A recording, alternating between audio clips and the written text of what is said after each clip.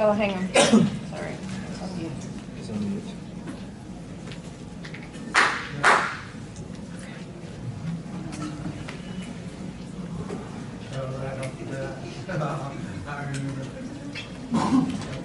Okay.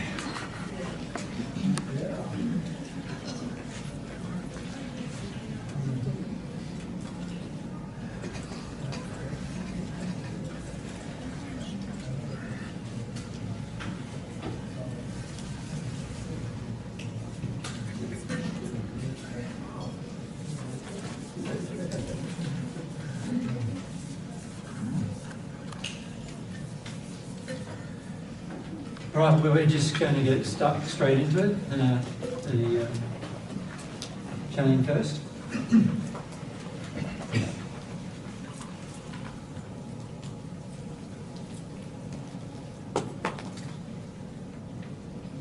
Hi there. Thanks. G'day. How you doing? Thank you for receiving us. It's our pleasure. So I know a little bit about how this goes. Yep. You've been learning a bit about how it goes. We watched yesterday, so Yeah, with a farmer. yeah, Yep. we've been doing some research Yeah. as much as we can. Since then? Yep. But we still have some questions. So Well, perhaps if we can first know a bit about yourself. Yep. So I represent a group of, we would have called ourselves scientists and educators when we lived on Earth. My name is Coral. I'm a woman, but there are many men here with us as well, and women. But as I said, we all considered ourselves to be educators. I myself was a medical doctor, and there's a number of doctors and scientists in this group. Yeah. The commonality between all of us is that none of us believe in God. Yeah. We didn't believe in God on Earth. Some of us were raised in religion, but felt that there was overwhelming evidence for a lack of God in a Christian sense or in any other sense. Yeah. And this belief guided our lives. We taught people there was no God. Yeah. I myself performed abortions because I felt there is no God. Yeah. We influenced many people in this belief. Students, some of us were professors and teachers in our professions. Some of us did experiments on people and animals in the belief that the most important thing was to preserve life on Earth and to not worry about anything else beyond that. Yeah. Many of us believed that we were humanitarians or humanists, but now as we're finding ourselves in great deals of pain, we had not considered that this was because we didn't believe in God, and now we're forced to consider that and forced to re-examine our lives in this light. So before now, we haven't considered that it's the absence of a belief in God that has created this pain that we're in. But now we're forced to consider it. And Do you understand why the pain exists in terms of the linkage between the pain and your life while you were living on Earth? No. Well, no. Not really. We've heard you lecture about belief. So we were first brought last weekend to your talk then. To the first talk in San Diego. Yes. And there we heard you lecture about belief. We didn't think in particular this belief that we have about God was of such significance. as I said, we're just trying now to research the correlation between the pain we're in now and that belief. Gotcha, yeah. So before you were brought last weekend, what was happening for you in your spirit state? So you were all conscious that you passed. Yes. And of course, for many of you, you would not have expected to continue living. No. So how did you explain the continuous living to yourself? Well, there was so much of... it was clear that our self and our self-perception remained intact. Yes. After the death of the body. Yeah. And so we understood that consciousness continues. Yeah. And we understood that and we still had a physical form. So you still see your physical body, yes, which is now a spirit body. Yes. So, and did you see your own bodies in the grave, or many of you had also had your bodies burnt, but some in the grave? Yeah, so, we understood pretty much.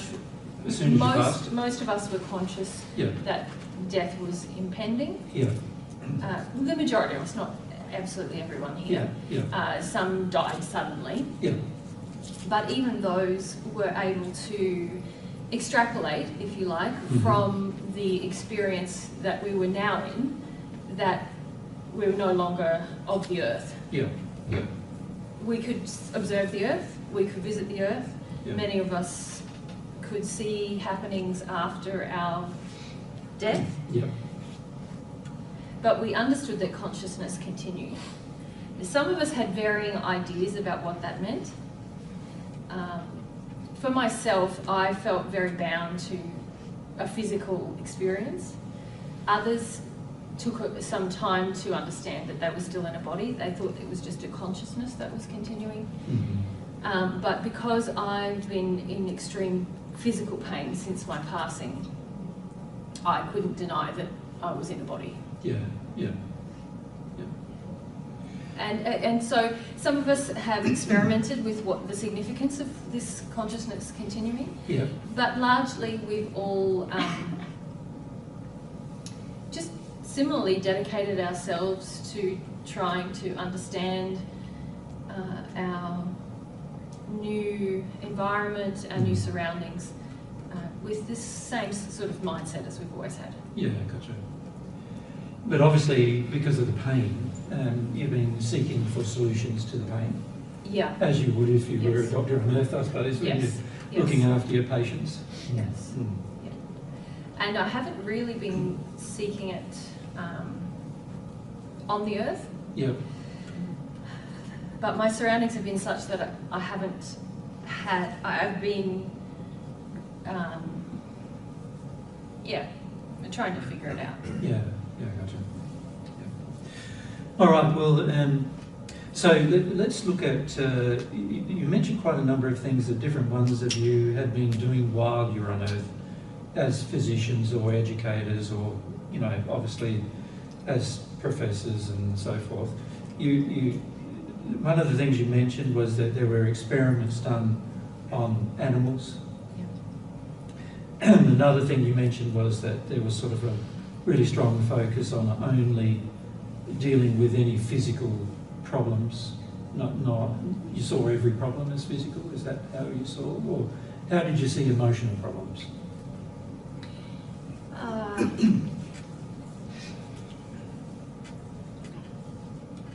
A lot of us weren't very connected to emotions or other people really on earth. Yeah. So scientifically, does that answer your question? More like an experiment as well, or?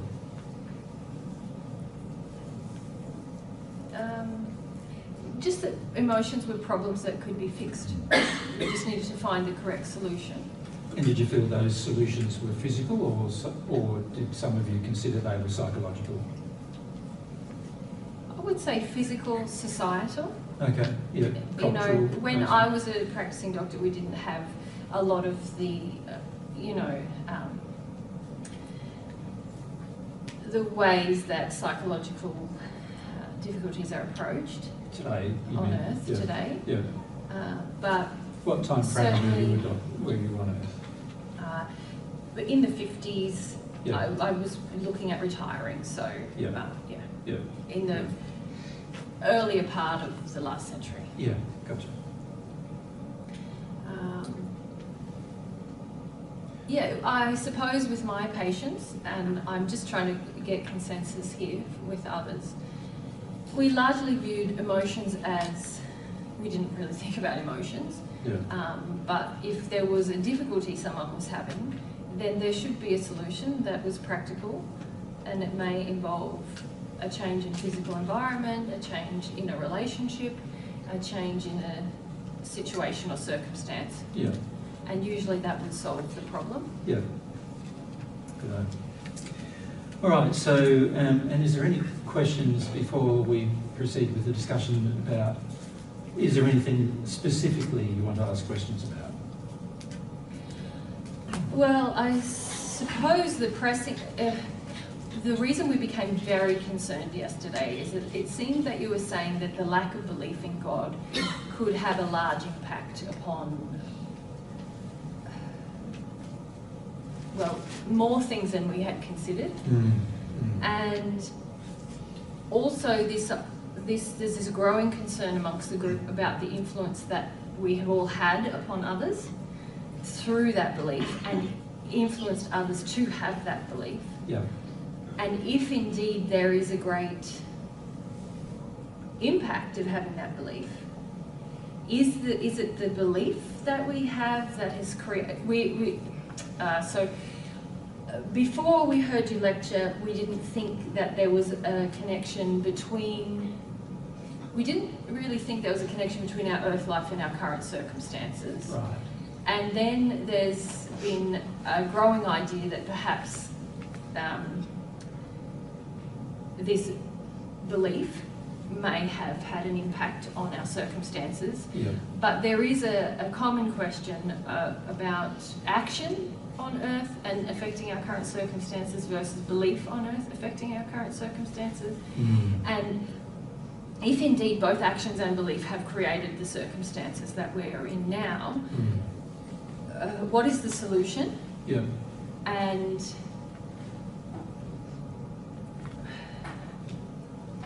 yes, perhaps that's the best thing to ask. Okay, so let's, if we try to examine this from a logical perspective in terms of where you're at now versus where you were on Earth, and then also we need to see the linkage between beliefs and actions on Earth and the current circumstances, don't we? If there is any link at all, we need to examine whether there is. Well, there's the three components in our understanding. Yep. There's the current circumstance. Oh, so I'll write these down, yep.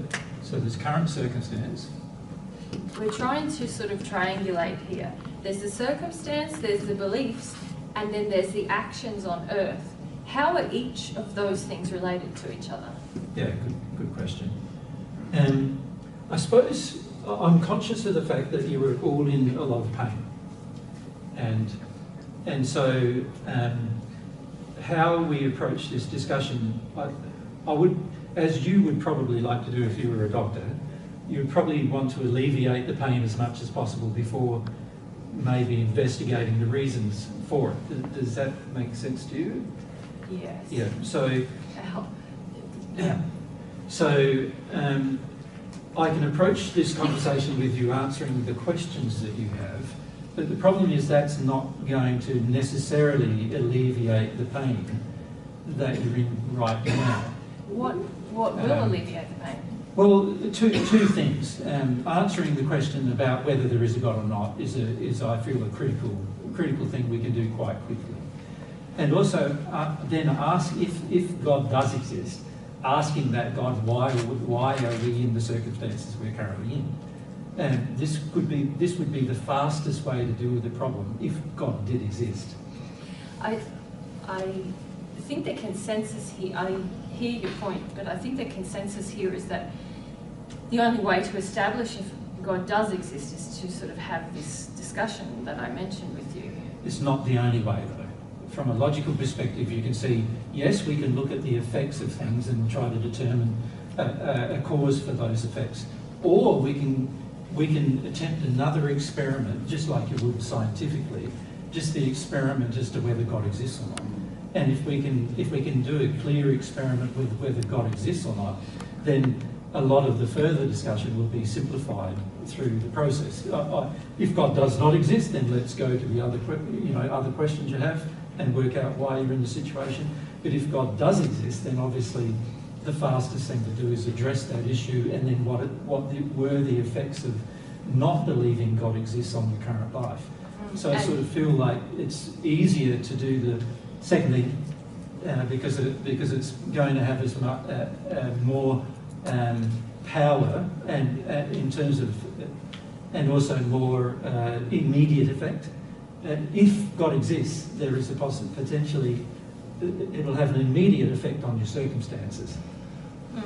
And so we also see a delineation between fact and belief. Yes. So now you're talking about facts. Well, I believe facts are beliefs. So there's two types of beliefs. There's false beliefs, which are not facts, and then there are true beliefs, which are facts. So I would call them the same thing. But here we're talking about spiritual matters rather than physical matters. So in other words, facts about the emotional makeup of humans, facts about the spiritual makeup of humans, versus facts about the physical makeup of humans. So on Earth, you were concerned about the physical makeup, weren't you, primarily? And looking at everything, all the facts from a physical perspective. And what I'm suggesting is, no, there's also facts about the emotional makeup, the sexual makeup, the spiritual makeup of humans, which incorporate far more facts than just looking at the physical. So have we it seems we've misunderstood something about belief and fact. So is it that it's not actually the beliefs that have affected us being here? Correct. It's the facts. And it's what you believe versus those facts. So in other words, the comparison of false beliefs or false things that are not true versus the things that are true, but on a spiritual level rather than a physical one. So in other words, concepts that you had. So an example of that is a concept of God. You had a concept of God, which is there is no God. So that's a concept that you had. Other people have a concept of God that there is a God, but it's a triune God, or there is a God, but I am God, or there is a God, but there's many gods. There's all these different concepts. And all of those are beliefs, but which one is the factual one is the one I'm interested in. And what relationship is there between having a factual belief and the circumstances you're currently in? No, that's clear now. Yeah. So if we can sort of establish a relationship between those things, then it might be very helpful in terms of progress, you see. So is it correct in saying that you are saying that, so now you're focusing on God, which is the question that we had. Yes. But it seems that you're implying that the current pain we're experiencing would be alleviated if we change the belief now. So it's not about the belief we had on Earth. Well, the belief that you had on Earth created your current circumstances. And when I say it created it, the belief you had on Earth caused you to act in certain manners which were against factual laws that existed. So it's, if you consider, say, the law of gravity, which is physical law, if you act against the law of gravity and you jump off a building, for example, there's going to be a physical consequence. Well, in the same manner, if you act against a spiritual law or an emotional law, there are consequences to those as well. And so what we need to do is learn the facts of those laws. Okay. I feel a bit distracted now because you mentioned the potential of getting out of pain. So correct. I had accepted that pain was just a constant, and now that you've introduced that, now I feel it's... well, this is what I'd like to alleviate, you see, sort of like, you can see and understand why, right? Because this is what was your goal on Earth, wasn't it? Just to help people alleviate their pain that they were experiencing. So naturally, if I'm a physician of any kind as well, that would be also my goal, wouldn't it? Yeah. So and obviously, when a person's in a lot of pain, it also makes it very difficult to think logically and feel clearly and things like that as well, because they're so focused just on the sensory pain rather than, you know, being able to apply or feel about spiritual concepts. And so I felt that I had kind of gained energy enough to have this conversation, and I was helped by people here to do that. Yeah. But I did feel that the question we came with was the most important one, but now I understand that perhaps it's not. To my mind, the question is the belief in God that you have an accurate belief, a truthful belief? And then if we can determine whether that is a truthful belief or not, then what we can do is work from there and go, okay, now that we can see the consequences of a false belief, what were the results of that false belief and the actions you took on earth that caused you to act in the manner you did based upon having that false belief? Does that make sense? Yep. So what I'd like to do first is if we can go through this faster process, it'll be a faster process if we do it this way. And so if we can go through this faster process, then a lot of your questions about other matters are going to be quite able to be quickly resolved. They're not going to be necessarily able to be quickly felt through, but they'll able to be quickly resolved in terms of what is the truth, what isn't the truth, which is my main concern for you. So what I'm thinking we'll do first is I want to talk about if God does exist. So we just, from now on, there will just be 2 experiments I want to conduct regarding whether God exists or not. And if you can engage these experiments sincerely, you know, with your emotions, with your feelings, then we'll be able to determine whether God does exist or doesn't exist quite quickly. And then once we can determine that, then we can also potentially ask God about the other questions.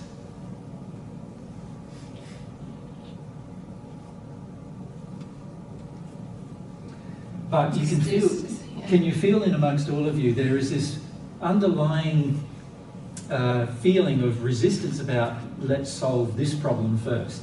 Can you? Yes. You would rather solve a physical problem or even an emotional one than actually solve the question about whether God exists or not. But as I said to the group yesterday and also last week in San Diego, in the city, the belief does finish up motivating you and drive you into certain actions.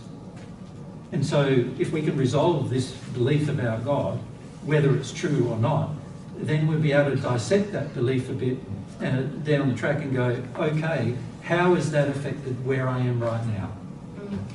I think there's quite a lot of resistance in all of us now. So let's try to deal with some of that. Could you just answer the question? Sure. The first question, I think, is really what regarding. So the relationship between beliefs and the current circumstances. And action. And action. Yep.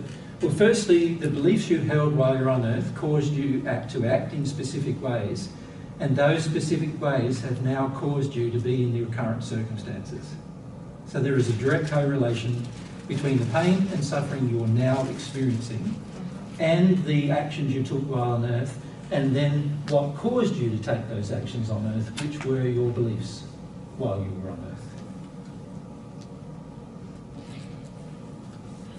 Okay.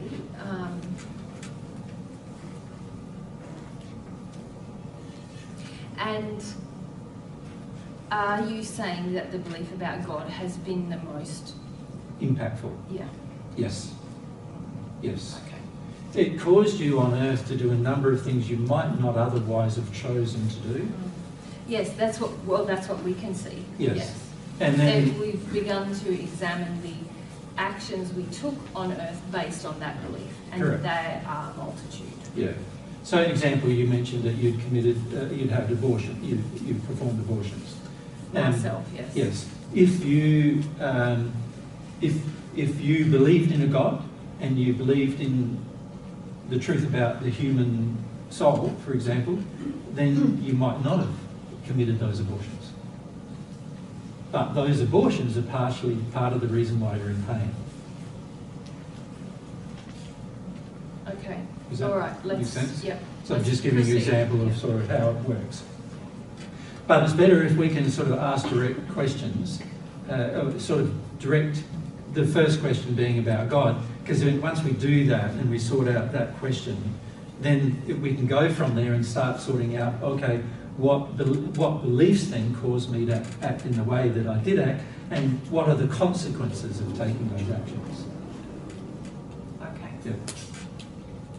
So the first thing I'd like to talk about is the operation of what I call the conscience. And you've heard of the idea of conscience before in your life on earth, right? There are many philosophies on earth about what the conscience is. But basically, it gives you the ability to find out from God whether there is a God. So the way it's engaged is emotionally, you have to have a desire to know the answer as to whether there is a God or not. And then we can ask specific questions about the nature of that God, if God does exist. Sorry, it's just a lot of noise happening. Do you mind if we stop that? Yeah. It's quite hard for them A to lot of you are stay. fidgeting and whatever. Yeah, and it's already difficult for them to sort of be... I'm presenting to them very complex things for them, and they need some calm peace. Yeah. And yeah.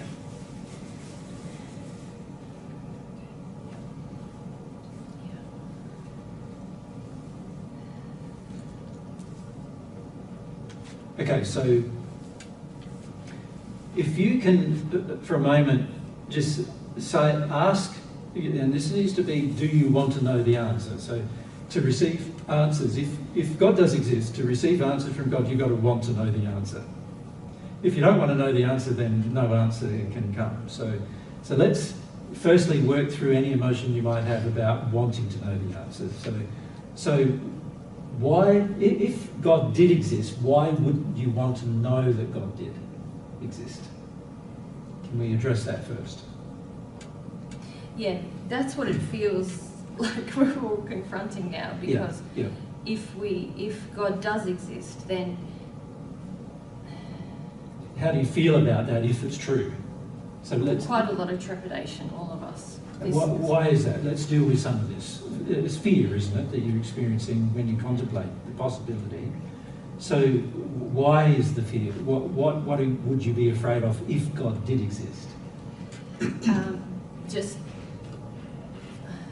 all the decisions that we made based on the idea that God didn't exist, we would have to re-examine every one of them and ask what the impact was of those things. Yeah. And we can't imagine, we can't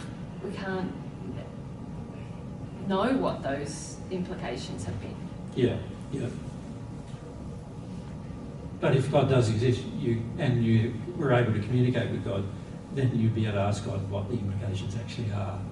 So from a logical perspective, if God doesn't exist, then you won't know what the implications are.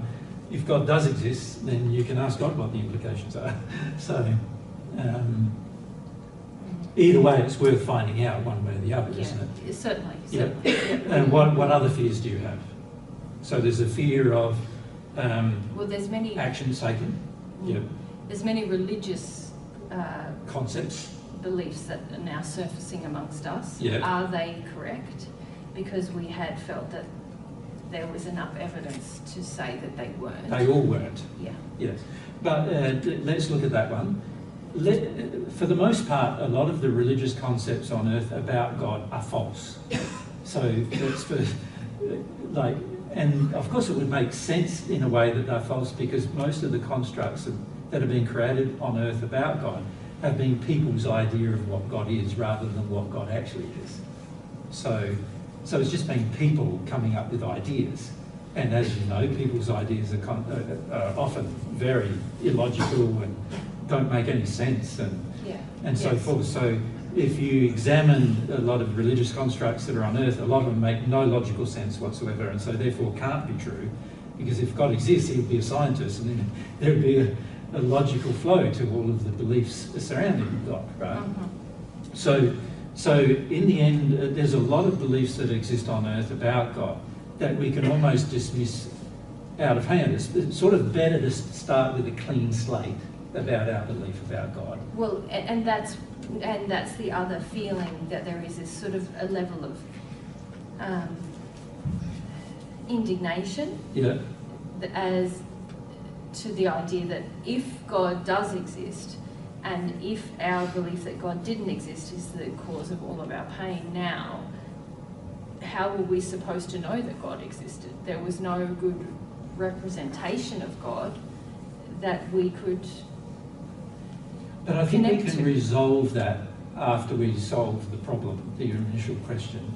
I don't agree that there is no clear representation of God on earth, but again, if we're in a state where we don't want to believe it, and we see religions and the actions of religions on earth, it's obvious that religions are not very nice to people on earth, generally speaking, and we start attributing the nature of God to those religions, then of course, naturally, we're going to start feeling that maybe God's what the religion's teaching, and if that God did exist, then I've put to you that God actually can't exist at all, given the fact that all these people have different ideas of what God is. Yes. Not all of them can be right. That's what.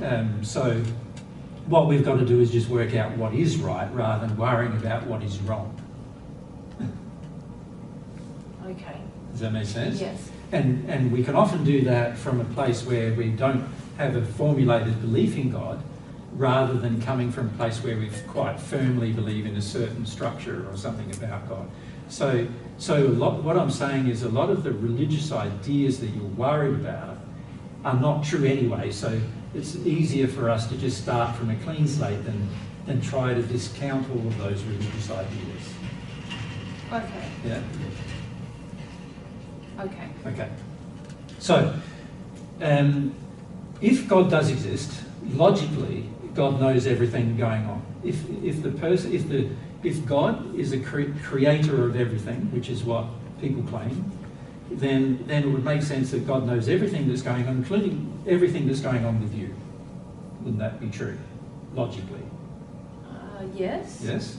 Yes. It also, the fact that certain emotions exist means that there's potential that God has those emotions to a greater degree. So an example of that is in humans there is love, an emotion of love.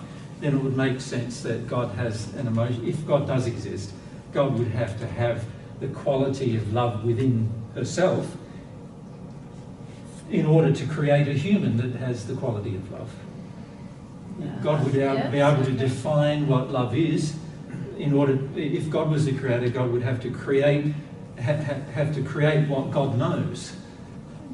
God must already know it in order to create it. So if there is such a thing as laws, for example, then God must know all of them. If there's such a thing as emotions, such as love or any other emotion, then God must know all of them too. Yes. Does it make sense? That God must know how they work and the mathematics and science behind those things. God must know those things. If God exists at all, God would have to know those things. So that would also mean then that God would have to know how to communicate with you. Yes. Yes. Logically, it would make sense, wouldn't it? If God created all things, then logically God would also then have to know how to communicate with you directly if God wanted to. And what I'm suggesting is we do an experiment to see if that's possible.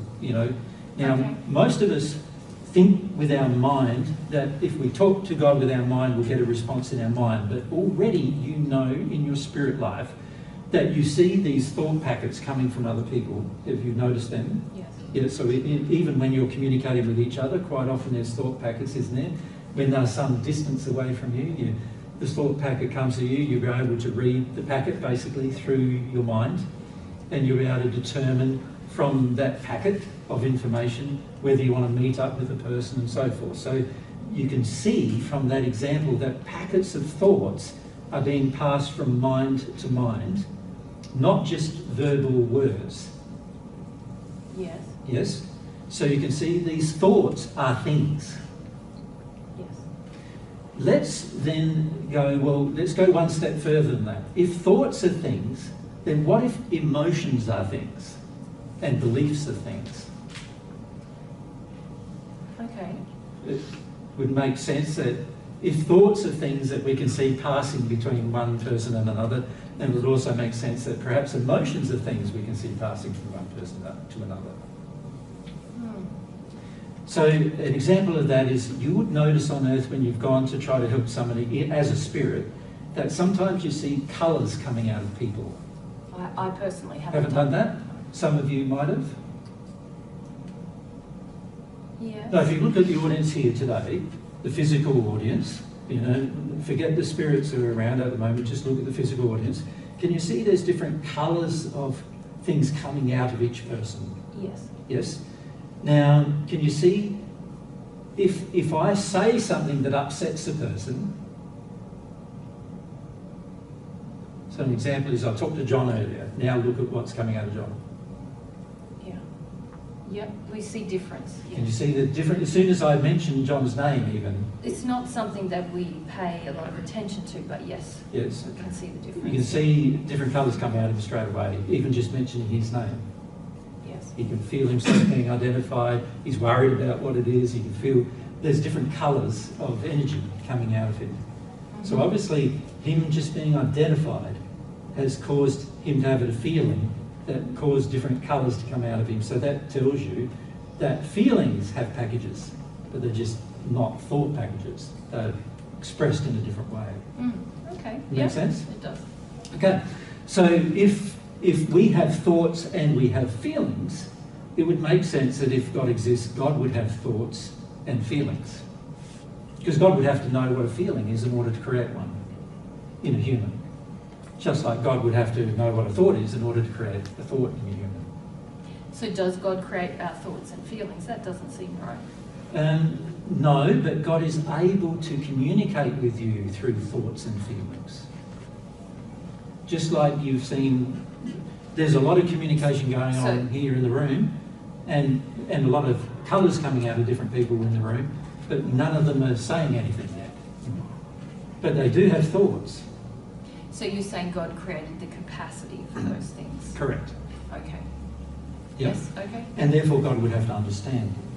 Yes. It makes logical sense. If God exists, he would have to understand what he created. Okay. Yep. Okay, so let's assume for a moment that, forget about thoughts for a moment, because you've never seen a thought packet that comes from an unidentified source, have you? No. No, so every time there's a thought packet coming, you know who sent it. Yes. The identity of the person who sent it. Yes. Yeah. So, but you've never seen one that says this is from God. No. No. Right? So that would tell you that God doesn't transmit thoughts. If God exists, God doesn't transmit thoughts. Because over the last 2 weeks, yes. Okay. over the last 2 weeks, you've asked the question about whether God exists, and you haven't received any thoughts from God about it. No. Is what I'm illustrating. No. Yep. Okay, so what I'm trying to do is say what God doesn't do, firstly. Okay. So God, and if you examine your earth life, you can see a lot of the way you thought of God was you had thoughts and you wanted God to present you with thoughts or proof through thoughts, and you didn't get any. And then you said to yourself, that means there is no God. Yes. Fundamentally. Yes. You felt there was no proof. Well, we haven't been able to find evidence of Correct, God. correct. No. But what if God communicates via feelings rather than thoughts? You haven't tried that yet, have you? No. Okay, No. so what I'd like to do is experiment with trying that. Okay. That makes sense? So in order to do this, we need to experiment with having a feeling towards God, but I want to know whether you exist.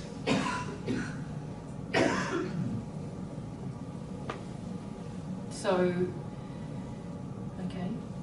And it has to be a desire that you have in your feelings. It can't be just a thought that comes up. I want to know if you exist, that you don't care about one way or the other. It has to be something you care about in order to be a feeling.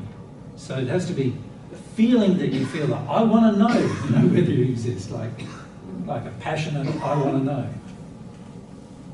I'm not sure any of us have that. How do we get that? That's right. It's going to be tricky, isn't it? Yeah. Yeah. Imagine for a moment that there are huge things in your future that knowing the truth about this matter will affect. So how do you feel about that? Well, yes, more interested. Yeah, so now that there's an interest, can you see, if you look at the colours coming out of you as a group now, can you see the whole group changed in its colour as soon as their interest was piqued? As soon as the desire to go, what if my future is something about knowing this answer to this question, then, and it's going to affect my future. I want to know how it's going to affect my future. Yeah. And you can see straight away, even the feelings you now have changed. Yeah. Okay, so what we want to do now is project those feelings towards this non-existent God. We want to ask, if you exist, I want evidence coming at me through these feelings. So, and there's no way to present evidence to all of us as a group? Only if all of you have an honest feeling. But what you're saying is that's individually evidence? Correct. But what about, is there no way to present collectively? Well, there's plenty of collective evidence, but a lot of it you won't see until you get this individual acknowledgement. Okay. So okay. This is why I say try the experiment first. There's we could have hours of discussion about evidence about God's existence, you follow? But at the end of the day, it's not going to be the fastest way to the conclusion. Okay. All right. So we need to have that sort of childlike desire to know. Okay. I want to know the truth about this matter, whether God exists or not. And I'm open to the fact that he's not going to give me a thought, but he has to give me a feeling instead. Let's try that.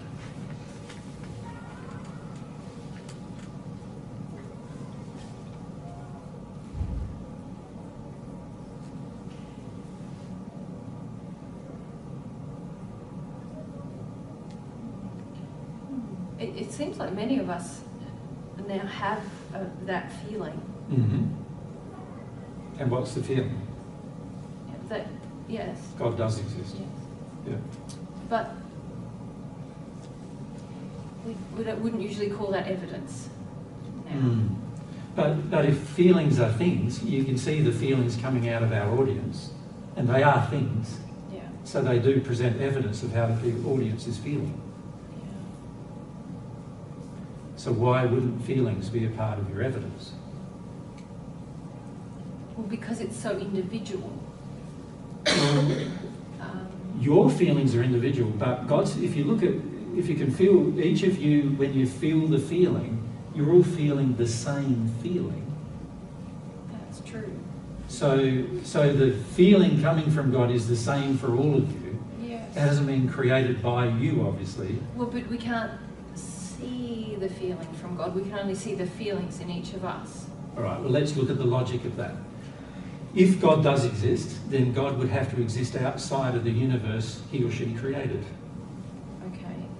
If God exists outside of the universe, then the way God transmits feelings has to be different to the way humans transmit feelings. And so if you can see it in a human, it would have to probably be unseen, unless you have the eyes open, some kind of facility or faculty open. For the most part, you might not see it coming from God. It just seems very frustrating. It seems very still not tangible in some way. The feeling exists, yes. All right. Well, but shouldn't we have hard proof? Well, there is a lot of hard proof, which we'll look at in a minute. But let's just experiment a bit more with this feeling stuff, shall we? Mm-hmm. Right. Okay, so here we are. We've had the first feeling, and many of you had a feeling you wanted to know, and the answer was, it felt like a yes, right? Yeah. Okay. So the Christian belief of God is that God is a triune God. Let's ask this. Let's do the same thing. Are you three gods in one? No. So the answer, the first one was yes, and this one's no. Mm-hmm. So now it's becoming clearer that there is yes and no, not just yes. Yeah. Okay? So this would suggest an intelligence where these feelings are coming from, Yeah. wouldn't it? It would. It would. So let's ask more evidence that are humans God? Some people believe that. No. No, is the answer to that. And let's ask the question, are there a lot of gods? Are you a collective of gods? No, but it's funny. It almost feels like all of those questions were answered in the first yes. Correct.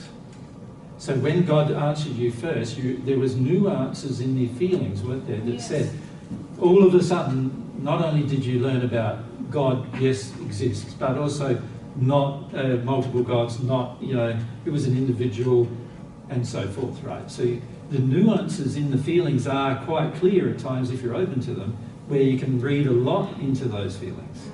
Does that make sense? And interestingly enough, consistent for all of you asking the question. Even though you've got different personalities, different natures, different history, there is a consistency of the fact. Okay, so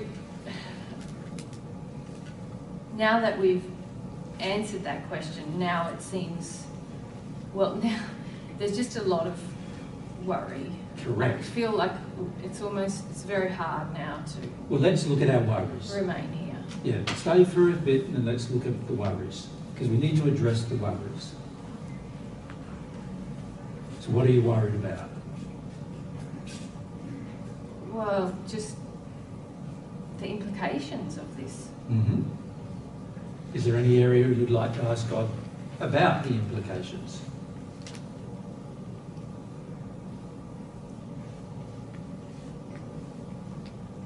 How about the pain? Is my pain associated with things I did on earth? We're asking the same entity. So the answer to that is yes. Did I do the things on earth because of my beliefs that I had that were false on earth? Yep. Is there a direct relationship between my beliefs and the actions I took and then the pain I am consequently now suffering?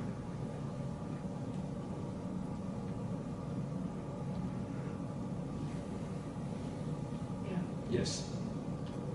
So now we've established the answer to some of your questions.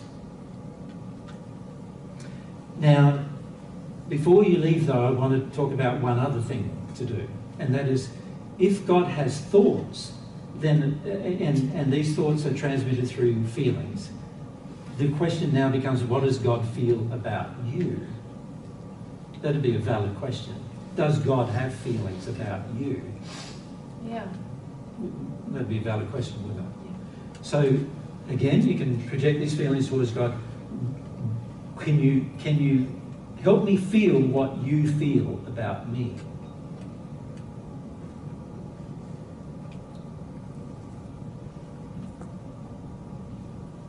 Yeah, it's a lot of things. Yeah. Can you see some of the things where God loves you, cares about you, desires your happiness and welfare, knows your personality, knows your nature? But there's also other things, wasn't there, like a bit of an exposure of the things you did wrong and why those things were wrong and so forth, coming from that same source. Does that make sense? Yeah. One other question we can ask, if I deal with those things, can I be forgiven for them?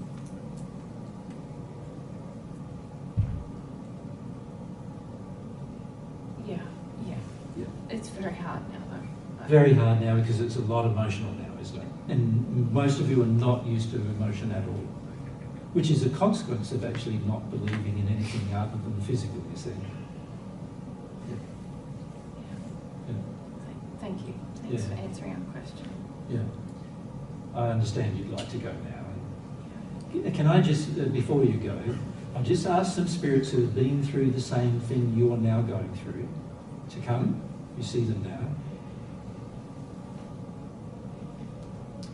They will help answer some more questions when you're ready to ask them. I just wanted to make the introduction so you know you're not alone in dealing with these things. Yeah. Thanks. Yeah. Thank you very much. Yeah.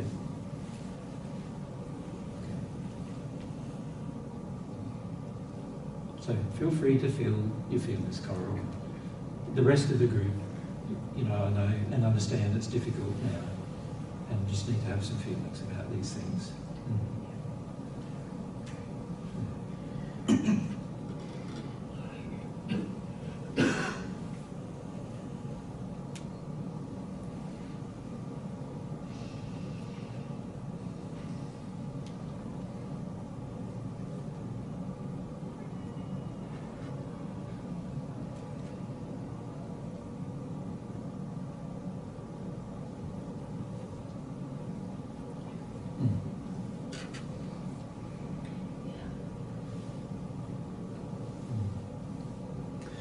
And any questions that you guys have as an audience about that?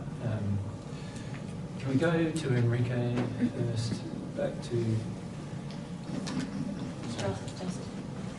on this side, and who on this side? Justin on this side. Enrique. About beliefs and principles. So I've started having the spirit, physical consequences, and pain. Can I stop you? Every time we've opened it up to questions after channeling, most of you have got onto your personal things. This is indicating a fair degree of sort of selfishness in your involvement with what's gone on. Can I say? I want to first address questions that you've got about what just happened. Many of you are quite tough to channel in front of, actually. It's very, their feelings, they feel very exposed in this process. And very judged and when you guys, it was quite, and then when you're rustling this thing continually through the whole thing, because they are struggling and I'm having to really concentrate to it's not concentrate with my mind, but just really keep rapport with them. And then when you continually, your feelings are disconnected or unkind towards them, they feel that and they feel like, I want to get away from you. Yes, and emotionally, it's quite tricky to keep the rapport there when also I'm being pulled away through different things. So, sometimes I question the wisdom of doing this in this forum for that reason, because I feel it's not a service to the spirits then, because it feels they feel restricted in their ability to just be themselves. But it's just about coming to love your brothers and sisters, whether they're in the spirit world or on earth. Yeah, and this is what I'm getting at with you, Enrique, but also the whole audience is many of you do not love anyone other than yourself, and even then you don't love yourselves well, because you don't actually care for yourself the way God feels you should care for yourself. So what we noticed, particularly in Western countries, but particularly in the United States, everyone is very self-involved. You only really think about yourselves for the most part and your own feelings. And this makes it very, very difficult to help spirits in front of you, but it also makes it very difficult to help you, because you always think everything for you is unique to you. You follow me? So I firstly want to only answer questions about what just happened. Can we start there? Justin? Yeah. So I'm quite taken aback by, not just today, but even Henri last week, their ability to use their conscience to really ask clear questions, and I was wondering if you wouldn't mind just reviewing how. Yeah. When you become a spirit, you are automatically as sensitive as you would be when you're a child to everything. So that means you're sensitive to pain, you're sensitive to pleasure, but mostly you're experiencing pain. You're also sensitive to any emotion coming from an outside source. You're as sensitive to it as a child would be. And the reason why is that a lot of the filters you have about sensitivity come through your sensory apparatus of your physical body. So once you get rid of the physical body, and you have not yet developed or shut down your spirit body has all of these senses that are now completely open, and they were completely closed when you're in your physical state. So now you're sensitive to every nuance of pain that you have. Every single tiny pain in your body, you've got a heightened sensitivity to. Every tiny thing coming from another person, any feeling coming from another person, you're now highly sensitive to. You're highly sensitive to everything. This also, when you start communicating with God, means that you become highly sensitive to the nuances of emotion coming from God. Make sense? Just like God would be a person who transmits feelings and thoughts to you, and mostly, and of course feelings, not thoughts. Thoughts come up as a result of the feelings, as you just had illustrated. He had feelings. God gave him a feeling about God. So Coral had feelings about God, and then in the process of feeling those feelings, all these thoughts come about what God's nature was as a part of those feelings. Now, that's how God communicates via conscience.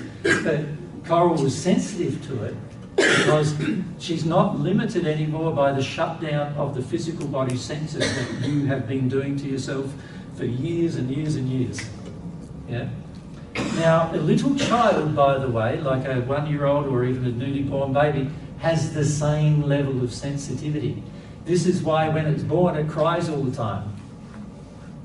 Because it's got a lot to cry about with all the barrages of feelings coming at it that it doesn't know anything about, but it's sensitive to feeling. But the child obviously can't tune into the conscience because that's an expression of will, so they have to seek it. So it's the same for you. When you want to seek God's truth about something, that has to be an expression of your free will. Yeah. You have to really want it, just like Coral had to. Yeah. Now, Coral recognised her pain, and as a result, really wanted to do something about it. That's what drew her, and that's why she was encouraged to come to our group last week. Right? If she wasn't that sensitive to her pain, she would never have been able to come last week to the group and to listen to anything. So they're in a much more prepared state than the majority of you in the audience are to actually feel things. You follow? Yeah. And I can't emphasise that enough. Many of you believe you understand divine truth, but from an emotional perspective at this stage, there's very little understanding of it. And she was having to feel things, and it was sensorily feel as well as emotionally feel. Many of you are detuned from your senses almost as much as you're detuned from your emotions. That's why you can cut yourself and not even notice till you see blood somewhere. That's how you become that sensitive that you can even have a physiological function occur in your body, such as the nervous system being triggered, and you have no idea it's happening because you're detuned from the senses. Yeah? You won't have that luxury in the spirit world. You won't have the luxury of being able to detune from it.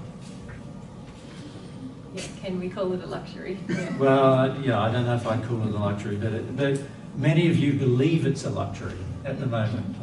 You use it like it's a comfort. Yeah. We go to Aaron at the back. Yeah. I guess for Coral and spirits who came, after they have passed, what kind of resources do they have to learn? I know you talked about conscience and connecting to it. Is there any other resource available? It very much depends, Aaron, upon their desires. So if they have no desires, then there'll be no resources. If they have a smidge of desire in a certain direction, then there'll be whatever the direction their desires are, resources will be supplied. So when a person initially passes in the spirit world, usually they have, most of these passed from old age, and by that stage, the person generally has nullified most of their desires. You've taught yourself to not have any, because any one of them might disappoint you. So after a time, most people on earth tune out of their truthful desires.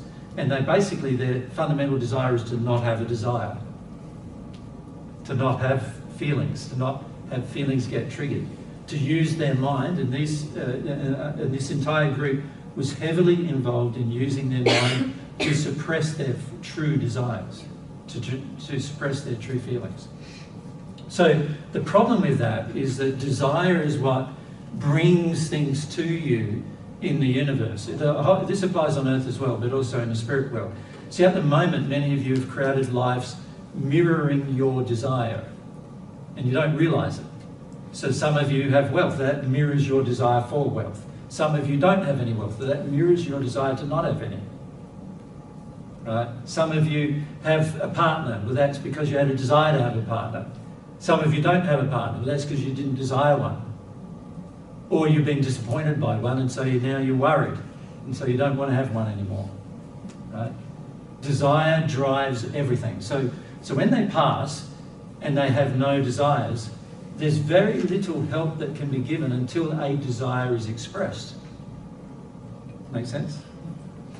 Now, in their case, the reason why they were brought to the first group in San Diego here was because they had the beginnings of some desire to know why they were in pain.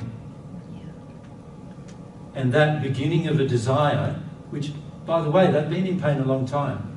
I think Carol passed in late 1950s. And so she's had pain since in the 60s to now, which is a period of 60 years she's been in pain. It's taken 60 years for her to develop a small desire to know why she's in pain. Does that make sense? Yeah. And now that she's developed that desire, now she can be given assistance to help her with that desire. That's how the law works. One clarification, when you said she was brought here, so the desire just transformed the location, or was there some agent or agency involved? Yes, there were spirit friends who we have who are constantly searching for people all through the spirit world who are ready to exercise a desire in harmony with some degree of love of themselves or others, right?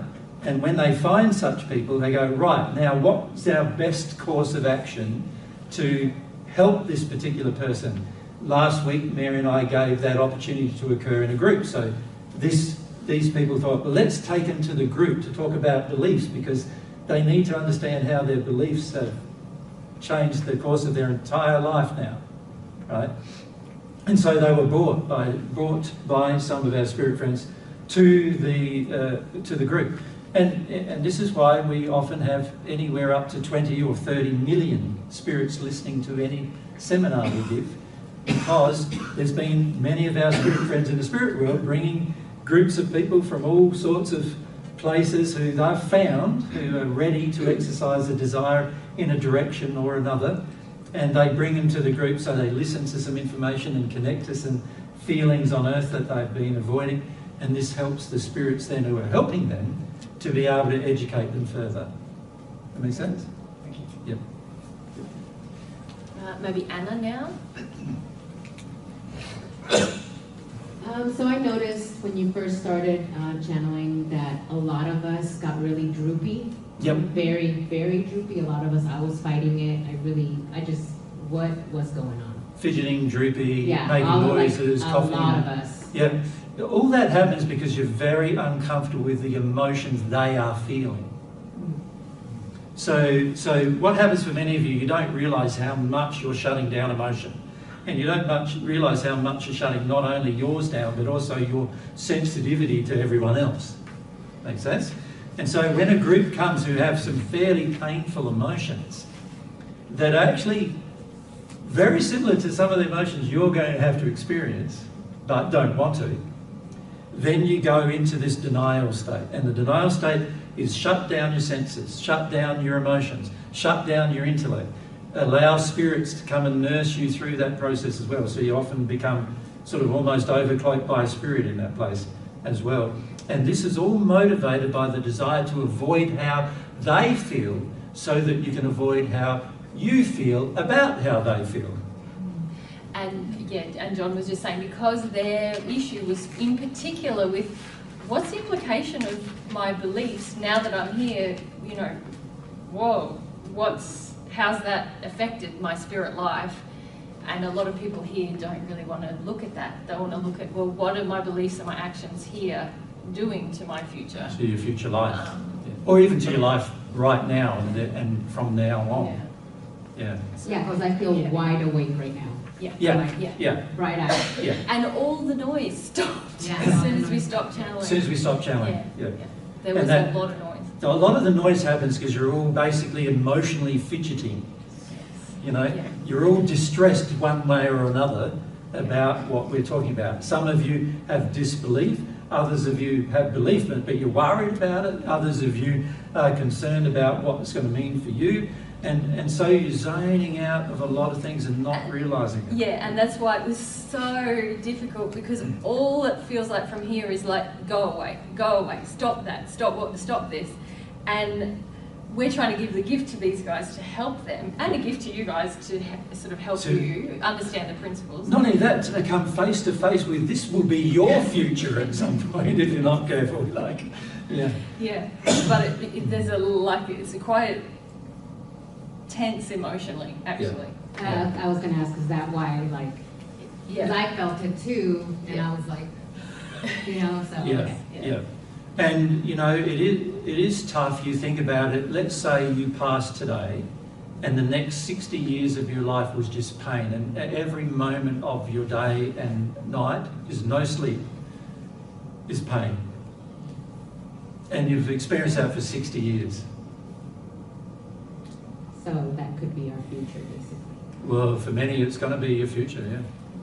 Unless you change something, it's going to be your future. Yep. And detuning from it is not going to help you in the long run. It might help you right now to think like, oh, many of you have the thought, at least I'm not that blocked, or at least I'm not going to be in that place. Not true. Many of you think you have a belief in God and you have none at all. And many of you are acting out of harmony with love, with the beliefs you have about God. So, like I said earlier, yesterday, many of you believe you're God. And so in that place, you're making up your own rules. You're making up your own standards. You're making up your own life. You're doing a lot of things that you don't realise are really damaging to yourself and to others.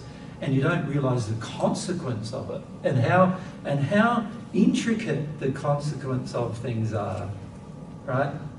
Now, with this group, I could have talked to her about that, but it wouldn't have been the fastest way to help her realise some things.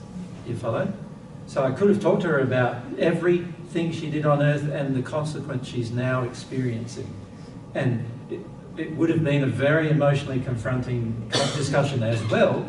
So I go, well, it's much better if I can connect her to God in some way and connect her to some of our guides in some way before she has that terribly confronting work to do, rather than afterwards, because afterwards I'm possibly not going to be able to do it. Yeah. So yes, for many of you, you don't understand yet that when you pass, your sensory feelings are going to be heightened, like intensely heightened, and very sensitive to pain. So every pain you are now suppressing, you're going to be very sensitive to one way or the other. Right? You've not taught yourself how to shut it down spiritually for most of you. Now you can shut it down spiritually as well, by the way, but I don't want to give you any secrets about how to do that, because otherwise you'll be in a worse state, right? But many of you don't know how to do that, and because of that, when you pass, you're going to experience this heightened sense of sensory experience, along with a heightened sense of emotional experience. And it's going to be so confronting that you're barely going to be able to think a thought, let alone do anything else. Right?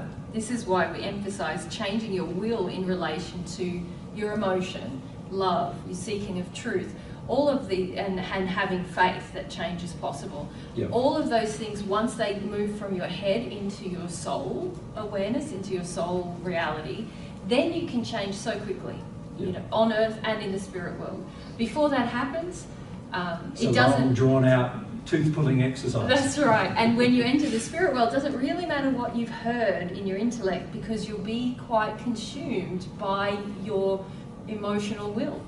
Yeah. So most people think, oh, I've learnt divine truth on earth, I'm just going to put off dealing with any of it, but now I know divine truth on earth, as soon as I pass, I'll be able to ask for the right people to come along and everything will be fine. Not true. None of that is true. What's going to happen as soon as you pass is every addiction you have is going to be at its full height. Every emotion you have is going to be at its full height. Every sensory feeling you have is going to be at its full height. And you are going to be so overwhelmed by it that you're not even going to be able to think at all, for the most part. You'll find thoughts so difficult, right? And most people then try to, you know, in the spirit world, they try to numb themselves out of that a bit and do the things. But now they're in the spirit body, they can sort of learn how to do that a bit. So over time, they might numb themselves out and whatever. But right at the beginning, it is very, very confronting. So, sorry, one more. I had a friend that passed, and Yep. I'm thinking, like, I never feel them. Yep. And now I'm thinking, I know why. Why is that? Because they never dealt with anything. They're probably not thinking. No, that's not why. Okay. Not why, Anna. Got any other ideas why? Yeah, What's the other idea why? I'm scared. Yeah. Yeah. You're scared to know where she is. What's going on? He. What's going on? Is it he or she? It's both. Both. Yeah. What's happening to them? You're scared to find out what's happening to them, where they are, how that applies to your own life. Yeah. How that applies to your own life, and you know, in your mind, they've just lived a sort of normal life, normalish Knowledge, yeah. life, and you're too frightened to find out where they are, what they're doing. See, most people, when somebody passes, they just want to hear, everything's wonderful and they still love me. That's pretty much what anyone wants to hear you go from to a a medium medium. session. Yeah. What do they say? It's all good now. It's all good now. and I Go to a love you. spiritualist church. What do they say? It's all good now. They're We're in a all better good now. place. We're in a Yes. better place. Blah blah blah. Yeah. And we love you. I love you. And, You're so gullible. you know, here's what you should do with your life. And don't forget the blanket in the top drawer. That kind of stuff, you know. And no one really wants. When know. we love someone, we want to know, like, we're open-hearted to their experience. And often when you have a fear, like Jesus expressed, it closes your heart off. Yeah. Even if you were more open-hearted to them when they were on earth. Yeah. So you will, if you truly love them and want to know them, you will find you open up and you go, wow, they're not in a necessarily good place, and I can feel how bad it is for them. And actually, these kind of things would be good for you to trace back. Okay, if it's bad for them, what did they do on earth that caused it to be bad for them there? You know, that kind of thing. And often if you're a point of contact for them, it can help you and them if you open up to them, you know? If you're willing to hear from them about their experience now, because they might be more connected to the earth because they haven't dealt with their earth life, you can point things out to them and say, even if you don't yet fully believe it, like, hey, I've heard this, you know, I've heard. And also it can help you reflect on, well, okay, if that's what's happening for them, what am I denying, or what could I look at? And What choices am I making in my life, you know, that might lead to the same consequence. Yeah. Most of us don't want to have any linkage between our current life and our future consequences. So what we prefer to do is ignore any truth about the future life that's presented to us. Now, our friends that we're open to emotionally that pass are the most able generally to share what that future life for us is probably going to be like, given the fact that they're our friends and we've spent a lot of time with them. We've probably got to be in a similar place in many cases. So the majority of us on it don't want to know. And this is why we're like, person died, we sort of almost closed the whole thing down. We just have a few tears, grief ourselves about the loss of them, but no interest in now what's happening to them afterwards. Yeah, generally that's the case. And it's all driven by our own fear of what might happen to us when we pass. Yeah. Very few people experience great joy when they pass. Most experience extreme suffering when they pass. It's reason why Mary and I were here, to try to help you have your pain and help sin, the pain related to your sin, have it now, so that the rest of your existence can be happy. Yeah. And because sin is finite, you know, as long as you change your belief. Remember, Jesus drew up on the board, there's belief that drives emotion, and then we have, you know, physical problems. So if you change, you know, if you deal with your emotions and change your beliefs, then those emotions, those painful emotions, never reoccur, because all your beliefs now generate happiness and love and connection and all of those things. But if you don't work on those beliefs and the principles governing, you know, the universe, then you can create more pain for yourself, whether it's on earth or in the spirit world. But if you change those beliefs, that's a for life thing, you know. That's no more of a forever thing. A forever thing, yeah. Yeah. For life here and the rest as well. Yeah. Maybe if we come back to, I'm sorry, I've just forgotten your name. Yes, with you in the white shirt. Yes. Wendy. Wendy. Sorry. Yeah. I'm having a lot of confusion about earthbound spirits versus the spirit that's moved on. Yep. If you can explain better about that, or What's the difference? happening? Yeah, what's happening with? So I'll have a stab and you can clarify. Hey, an earthbound spirit is someone who doesn't want to leave the earth plane, if you like, or the surrounds of the earth. Yes. So they want to remain attached to earthly goings on, whether that's their family or whether they're involved in addictions, or they just don't actually want to face. Even be a job or something. Yes, a job, something earthly they want us to remain involved with. And sometimes it's just fear of going anywhere to else. The spirit world, because people have a sense before they pass that maybe there's some things that I've got to face that I don't want to face. And depending on how much the person is resisting that, they can remain earthbound for years and years and years and years. Centuries. And they often become involved with people, you know. Many spirits that are channeled by mediums are earthbound. And they're like, oh, I'm not in pain anymore. And Let's be more honest. Almost all. Almost all, yeah. So they're not having their spirit life existence anymore. They comment on earthly things because they're still involved with earthly things. And sometimes if they had a kind of average life on earth, they think, oh, I left my physical body, things are a bit better, and I can waft around and, you know, hang out with my grandkids and this is it, you know. But that doesn't last forever. And the discontent grows, and the sense that that they should be somewhere else also grows as well. Now, spirits, in contrast to that, there's spirits who enter the spirit life when they pass. And they go through a process of understanding that they've passed. Often they're greeted by people, you've heard stories about that.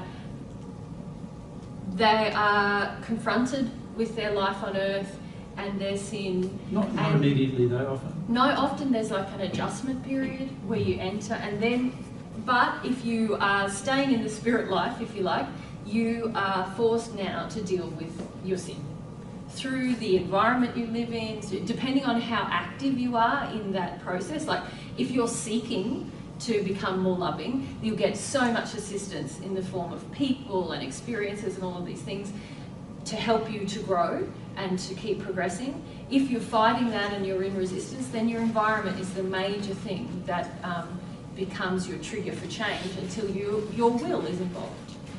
Now, some spirits enter the spirit life, they start to have that existence, and they're like, yeah, I'm not going for this much. And they start to come back to the earth and be involved in different things on earth. Because their will is still, they want sin, then they will do that. So that's the difference. An earthbound spirit has never kind of left the earth plane. Sometimes what we call negative spirit influence is the latter group. Say that again? Sometimes what we call negative spirit influence, when you hear us refer to it, sometimes it's earthbound spirits, but often it is spirits who have some awareness of their sin and have some awareness that they can influence things on earth to keep avoiding their sin or having other people sin so they can partake in that. Both groups are involved in that, earthbound spirits and spirits who've entered the spirit life. So some enter the spirit life and then become earthbound. They sort of make a choice. They make a choice to stay only on earth afterwards. They're not happy with their home. Many of you, when you first pass, are not going to be happy with your home. If you passed right now, you wouldn't be happy with your home. And you go, I had a better home on earth. So many of you would decide to go back and live in your home on earth. Because it was more comfortable than your home in the spirit world. Does that make sense? So you might know where your home is and everything in the spirit world, not be very happy about it, not know how to change it, not know the reasons why that home is yours now. And so you go, I don't like that, I'm going back to earth. And so the earth's in a hell condition. So as long as you have passed into a condition that's the same as the earth or better, you can visit the earth any time. And so you go, well, I'd rather live in my own house at home, back in San Diego or back in Oregon or whatever, you know. And so that's what you do. And many people do that for years. Like, they haunt their own house on earth, literally, like 4 years, because they're not happy with their spirit house. Yeah. And then, of course, you know, a lot of the people they were connected to are still living in the house, so they get to, you know, try to talk to the people, and after a while they learn, oh, I can have these strong feelings towards a person, and the person will get that. Yeah. So they start, oh, this is great, you know, I can influence that person. You know, my daughter's not bringing up her child the right way, so influence her, you know, through my feelings to bring her up the way I think she should bring her up, you know. Yeah. A lot of you have familiar, like ancestral spirits with you. A lot. Yeah. Or I pass and I'm back in my house and I realise my husband's been cheating on me the entire time. Right? And this happens too. And you go, wow, he's been cheating on me the entire time. I'm going to make him pay for that. I'm going to make his life a misery as much as I can, you know. Influence the woman he's cheating on me with, you know, influence my husband.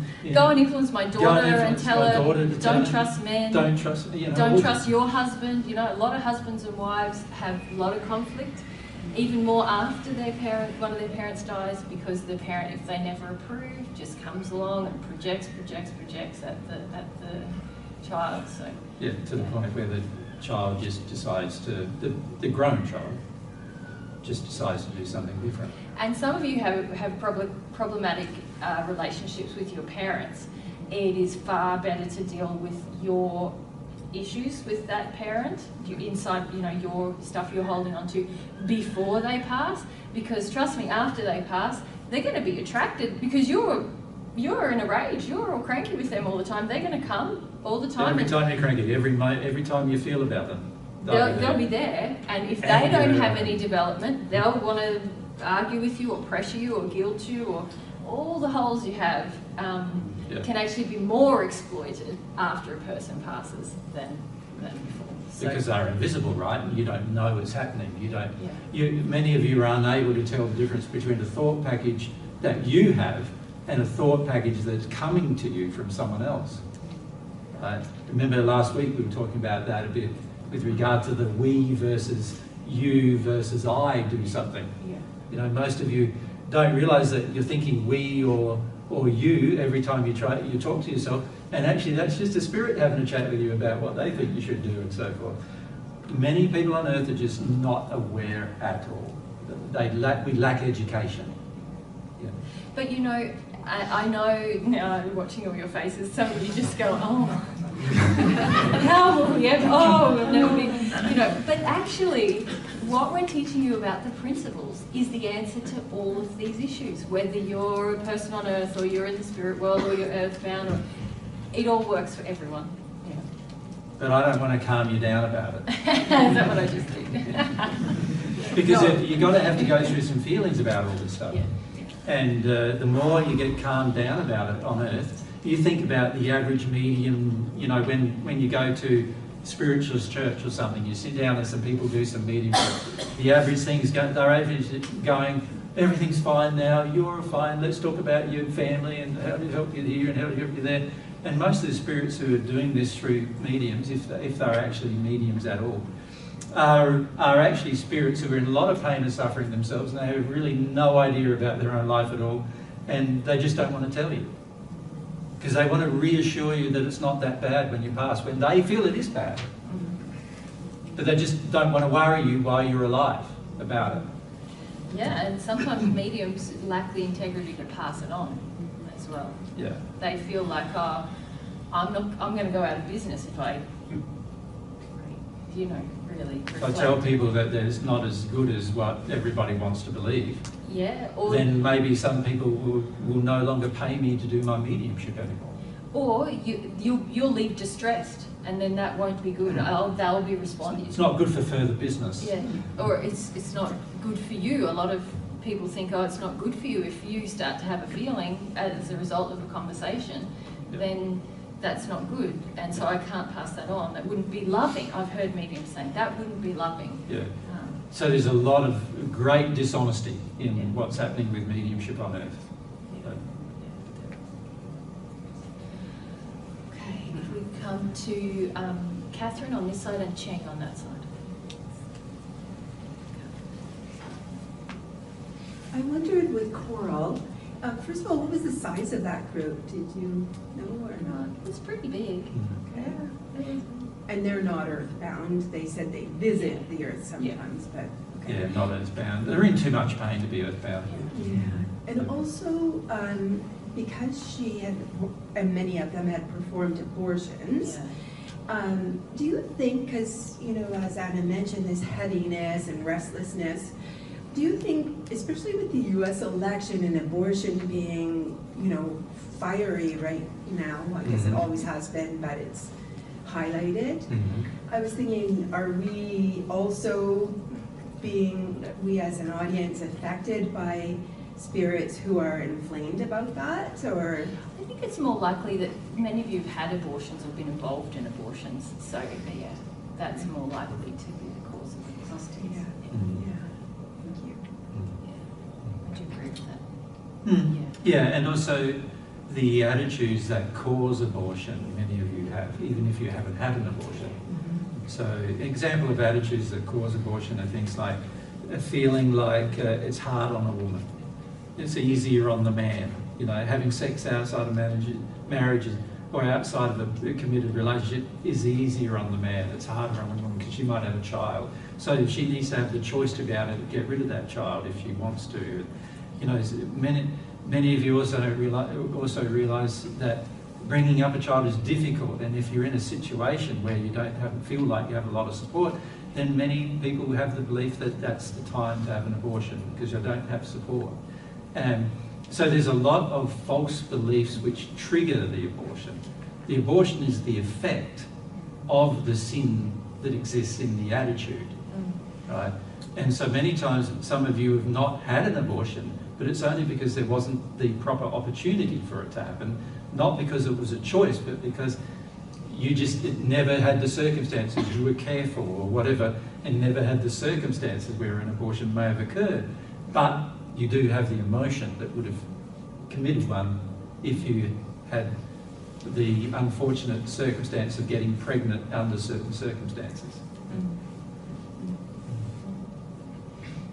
I have a couple questions about the mediumship. Yeah. So with mediumship, spirit influence, those thought packets, how was it discovered, and exactly like when, like how did all that happen? It's been around since the very first humans passed. Yeah, so when the Mon and the man passed, they weren't the first humans who passed, by the way. There are other of their progeny who passed first. But the first humans who passed, and they could start influencing people on Earth. And because there was more emotional openness to the potential of their being in existence after passing at the time, that influence was greatly felt, unfortunately, in a very negative direction. So the spirits who originally passed, the very first ones, were passed into a very poor state, and in the process of being in a poor state, they influenced people on Earth poorly, you know, out of harmony with love. But the people on Earth knew they were being influenced, but happy to go along with the influence, and things degraded very rapidly over a short period of human history, just a few thousand years, into states that are way worse than we have today. Yeah. And then my next question is, I remember you guys talking about how there's like universities in the spirit world, still higher education learning. Like There is, yeah. How does it feel for those spirits to come back here and get educated by someone in the, I guess, physical? It's tricky because most spirits believe someone in the physical can't educate them. So they have a belief that, you know, what's the point of coming back to Earth to get educated when hardly nobody they've ever met on Earth ever had the education to tell them where they were right now, right? So it's pretty tricky for most. For us, it's a little bit different, obviously, because when they come to us, they can see we do understand their predicament, and we do understand the full reasons as to why they're in the predicament they are. And so many of those spirits obviously are more interested in having conversations with us.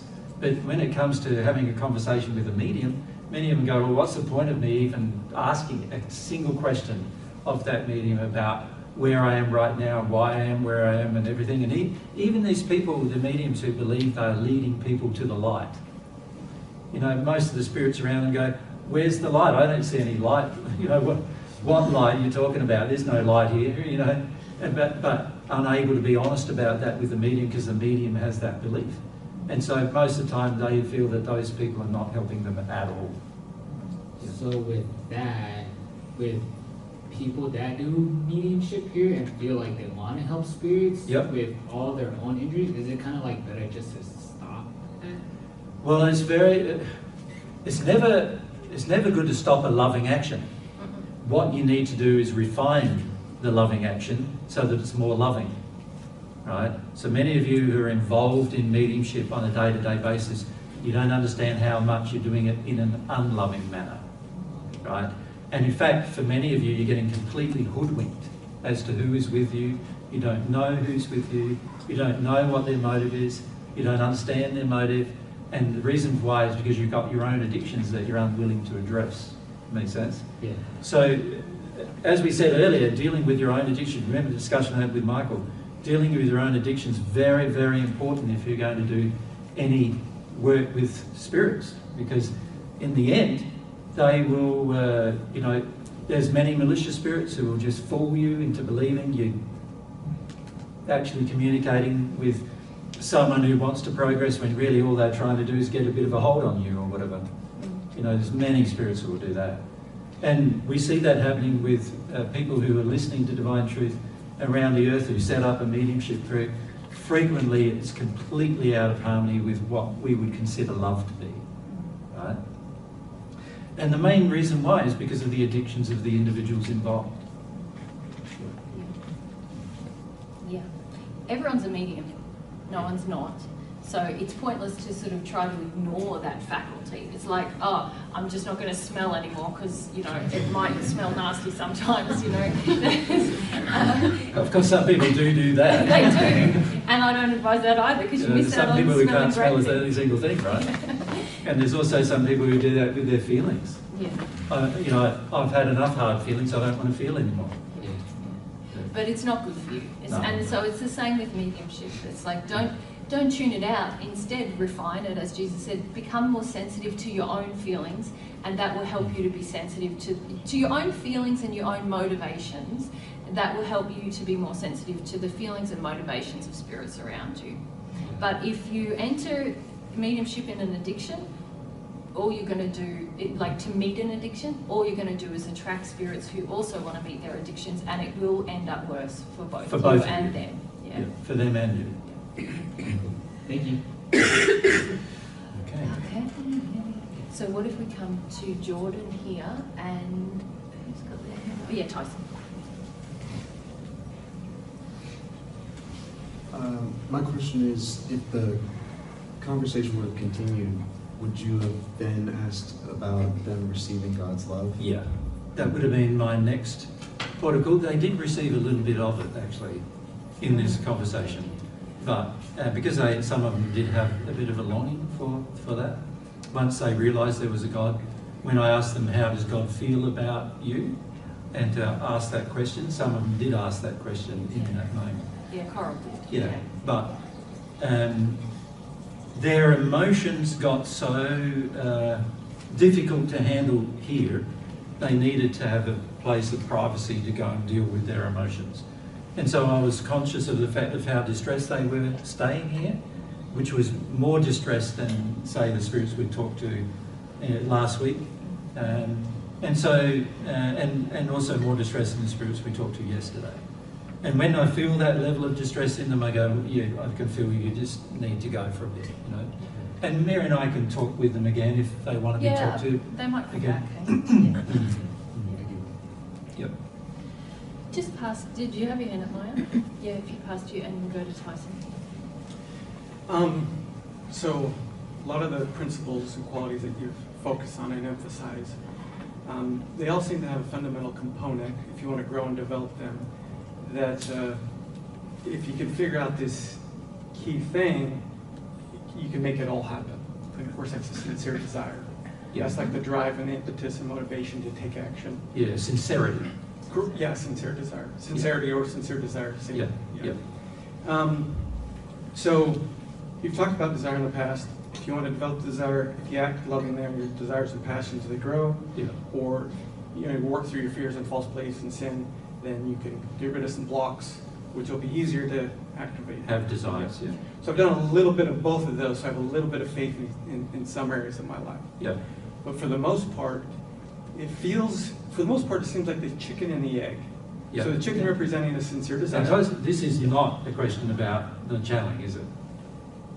Well, they had a desire. This is another personal... No, okay. Somehow you're manipulating it into a personal question. Okay, I'll stop. Yes. Sure. Isn't it? Well, I feel it applies to everybody.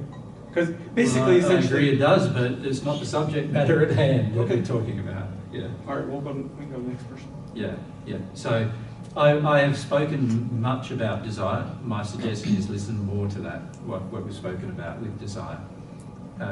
It is a very important thing for your future, yes, but let's stay on topic about asking questions about this experience. Yep. So the amount of pain that Coral was in, Yeah. did that mean she came from like a level of hells, or is it just the first few? Oh. Yeah, she was in the hells. She'd been involved in quite a few abortions. She'd been involved in teaching people that God doesn't exist, which has its own penalties. There's quite a number of things she was involved in, helping people detune from their emotions. There was also, at times, she was involved in I think she did some theses and so forth, which involved some experiments, and sometimes those experiments involved animals or humans. And as she pointed out, each of these things she was conscious of having an effect on her condition as to where she was. She wasn't understanding the relationship, of course, between all of that. But interestingly enough, the things she mentioned she had done on Earth was already her conscience working, telling her how those things were wrong, how they were bad. And so if you really listen to the channeling, you'll find that many of the things she mentioned were actually things that were starting to bother her, and ironically were also connected to the pain she was in. But she didn't realise the connection. Yeah. Thank you. Yeah, good question. Who else had their hand up? Yep. And if we just go back to courts.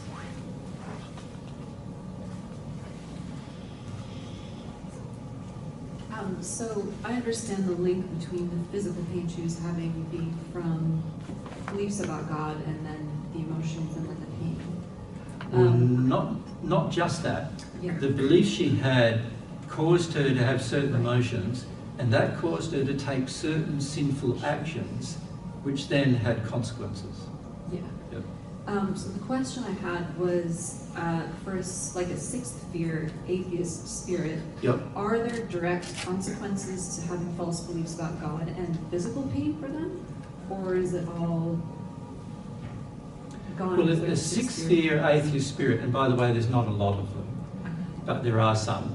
And a sixth fear atheist spirit basically has dealt with all of their unloving attitudes and treatments of people while they're on earth. So if you imagine Coral never being introduced to God, never being introduced to the potentiality of receiving God's love or truth from God, and where she is right now, she would have to go through the law of compensation and reparation on every single thing she did out of harmony with that law, the law of love. And so that would probably take her, in her current condition, if she stayed, it would probably have taken another couple of 100 years at least to reach anywhere above, to reach the sixth fear from her current condition would have probably taken, and this is just an estimate because it depends on desire, of course, but because she wasn't exercising up until recently a very strong desire, and also they weren't considering that God has laws that they've broken even now, even in this discussion, she hadn't considered that. All she was doing at this stage was just feeling the relationship between her pain and maybe there's something wrong with her belief. But she didn't relate it to all the unloving things she's done in her belief. Right? Now, she would have had to go through all of that by herself or with some help from other spirits who are also on the natural love path. And that generally for someone in her current condition would have taken anywhere from 300 to 500 years. Right? Now, she would then be still an atheist, but be in the sixth fear of the spirit world, having dealt with all of her past sin towards people. But of course, there's still a lot of blockage towards God. Yeah. Now, God doesn't punish you, or God's laws, you could say, don't correct you for having blockages towards God, except if you want to go to the seventh sphere. So no physical pain. Physical compensation. So there's no, God, and this is very loving if you think about it from God's perspective. There is no physical pain for a person who does not have a belief in God, as long as they've dealt with all of their unloving treatment of their brothers and sisters. Right? And isn't that such a loving thing? Like, God's even saying to you, like, just because you don't want me, I'm not going to punish you for it. You'll be the perfect natural human, and I'm not going to punish you. I'm not going to correct you for it. You're allowed to be that. You're allowed to be that. And there'll be no pain. When I say no pain, it's very comparative, because you think of yourself in a state of happiness and contentment, but you don't understand what you're missing out on, because you've never contemplated you're missing out on it. Right?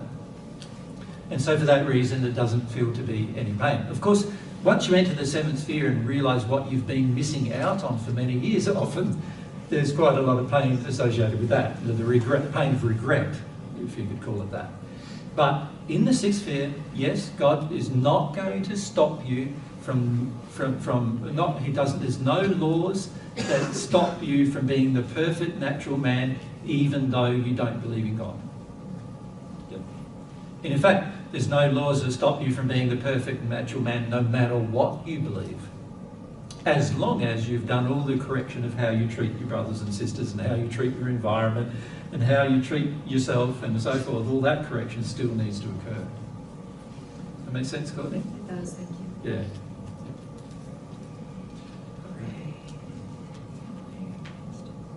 No hands? Is there hands? Hands, please. Oh, Max? At the back, yeah. And this is a more of a technical question about the spirit world. I was wondering where the spirit world actually is and how do the spirits come from hell to earth? Like you talked about the gates, but how does the what happens? Yep. Well, it depends a bit whether they're what we call earthbound or whether they're actually in the hells. So in the earthbound state, they're actually living with us here on earth. So in your homes and on your streets and everywhere, there'll be miners from 100 years ago living in the mines, and there'll be, so living with us here on earth. So everywhere you go on earth, there is usually people living there, spirits living there, one way or the other. Yeah, and they're very influenced by the emotions of people, where they're drawn to, where they want to hang out, their emotions and the emotions of others. Yeah.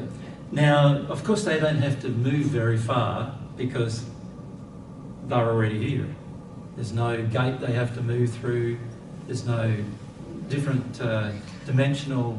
They're in a different dimension than us. In other words, what you would classify as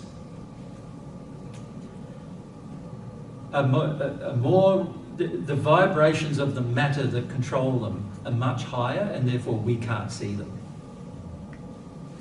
Does that make sense to you?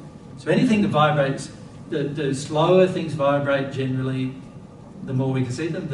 Is that the right way around? Have I said that the right way? And the faster they vibrate, it's actually different. It's better to call them wavelengths of light, actually. But they're in a spectrum of light. Their bodies are in a spectrum of light we can't see. But they're here. Like our spirit bodies. And we can't feel them, we can't touch them. Our physical bodies are in a different spectrum than their bodies are in. So that's why they're invisible to the majority of people. And in fact, they're invisible to your sense of sight. A person who says they see spirits is only seeing them with their spirit body. They can't actually physically see them with their eyes, their physical eyes, because their physical eyes are only tuned to a certain wavelength of light. Right? So when somebody says, I see them just as clearly as I see you, that means their spirit sense of sight is just as clearly defined as their physical sense of sight. So they can see both clear enough. Now, of course, when you start progressing through spheres, they are all now separated by dimensional space. So that is different to, say, an earthbound spirit who's just living here on earth with us. But when they, when they come, like they just came then, they're just drawn through their desire, basically. The fastest way to move is to feel something and go there because you feel it. And most people in this state don't even think, oh, I want to go there, so they just feel, I want to go there, so they're there. Yeah. Yeah. Yeah. So, are the spheres are they locations? What's the location? Is it in the physical universe? Yeah, in the physical universe, but the physical universe is made up of different spectrums of light and different types of matter, and most of the matter in the universe you can't actually see anyway. 95%, probably more like 97%, something like that, of the matter in the physical universe is actually not tuned to the same frequency of light that you can see. So dark matter? Yeah, what scientists are now calling dark matter, dark energy, and all those kind of things, they're all evidences of there being huge bodies of mass without there being any idea that mass is able to be seen by human sight. Yeah. So you're basically saying when you become a spirit, you can see all. Yeah. Yeah. And then to move through the universe. And in fact, our mass here, what we see here looks very. You sort of can walk through it. It looks very like permeable. Yeah. You can see through it. You can walk through it. When you're a spirit. Mm-hmm. Yeah. But obviously we can't in a physical body, because the physical body can't. But as a spirit, you can. Yeah. And then so in that example, you said that they are from hell, or yep. So they just had a desire to learn more, and then they were drawn to the group, basically from hell to back to earth. Correct. They were brought by. They were actually shown how to enter a portal that allowed them to come from hell to earth. And because normally they wouldn't even know, a lot of times it's their emotions that drew them to hell in the first place, and they didn't know that they actually used a portal when that happened.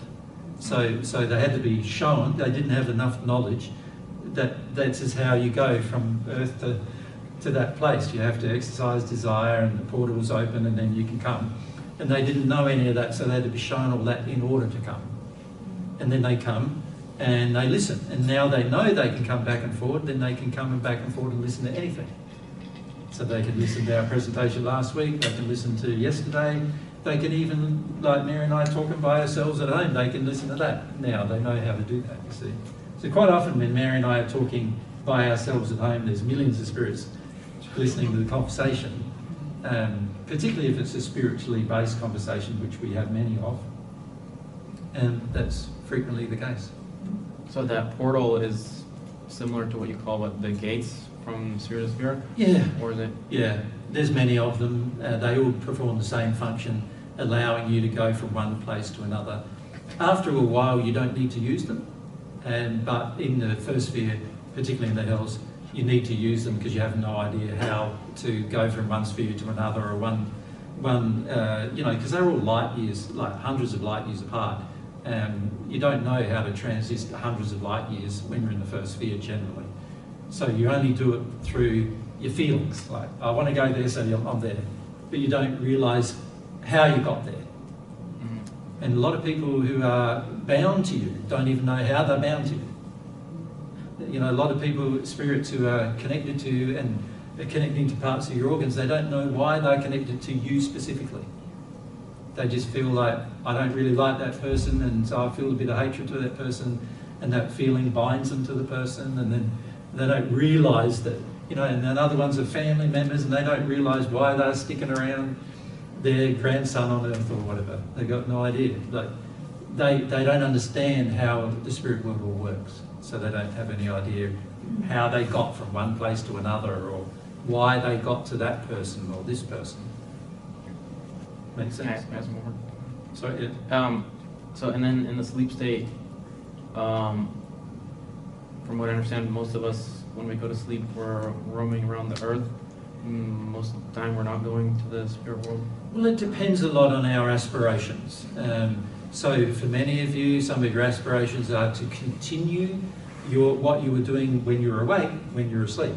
And so in that case, you won't spend a lot of time in your spirit body in the spirit world. You'll spend more of it on earth here, in an invisible state, visiting other people, doing other things, and so forth. Some of you who don't have those desires will feel more like you want to go to the spirit world and meet up with friends that you have not met here yet, but you've met them there, and you want to talk to them, and you want to listen to them and hear about them and live some life there. So a lot of you also have that experience, and sometimes it's a combination of both experiences, most often, more often than not. And so, yes, even when you're asleep, you're getting educated about your life in the spirit world. When you pass, the purpose of that is when you pass, that you'll have some point of connection. Now, spirits who are like coral have not yet had a point of connection. Does that make sense? They haven't yet experienced enough of the spirit world in their spirit body state to have a point of connection with their sleep state yet. So they've not, she doesn't even know that, she's listening now, but she doesn't even know there's a sleep state. She didn't even know there was one. Does that make sense? So she wouldn't remember all the things she did in her sleep state? None of it. Not a single part of it she wouldn't remember. Yeah? And she won't remember until there's a point of connection. And that point of connection needs to be an openness to the idea and concept, firstly, and then, of course, a desire to know. Once she has a desire to know, she'll be drawn to the locations she spent most of her time in the sleep, and then she'll have, once she got drawn there, she'll recognise them, remember them, and then she'll remember what she learnt there. And it's a very interesting experience when you go through it, because there's all these amazing things that open up to you that you didn't realise you experienced, like 1/3 of your life that you didn't know you were having. For me in the first century, my sleep state experience was seamless with my awake state. So I knew everything I was doing in my sleep state and my awake state, so I didn't have any disconnect from my sleep state or my awake state. But that I think from experience that I'm the only person who's ever experienced that. And it was because of the relationship with God that I didn't have any disconnect. Yeah. Now in this life I've had disconnect because there's a lot of things I haven't wanted to deal with or feel about the losses that I've experienced. And so there was a fairly large disconnect for all the 14 who have come this life.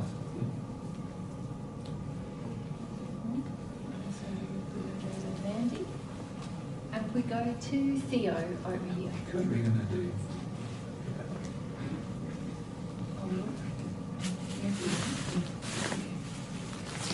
Okay, it's really quick. It's just about the family spirits that are hanging out with us. Yep. So they're not necessarily drawn to us in like a codependent addiction with us. Mostly. Yeah. They are still. Mostly. Okay. Lots of They people, sort of view it as an interest. yeah, they wouldn't call it a codependent addiction, Yeah. but you know, a lot of us have the desire for approval from our family, and so when you have that, you know, you want help from them, Yeah. you want security from them, there's all sorts of things you want from them. or sometimes, you know, set up through your relationship with your mum or your dad, there's certain things you want from men or women, and obviously your ancestors from that line, they're used to giving those things, and so that creates sort of your side of the codependence, if you like. I'm needy for this from women, or I really want this from a man, or, and then they don't think, oh yes, I'll enter an addiction with Mandy. They think, I'm here to look after Mandy, or I'm here to love Mandy. This is how I do it.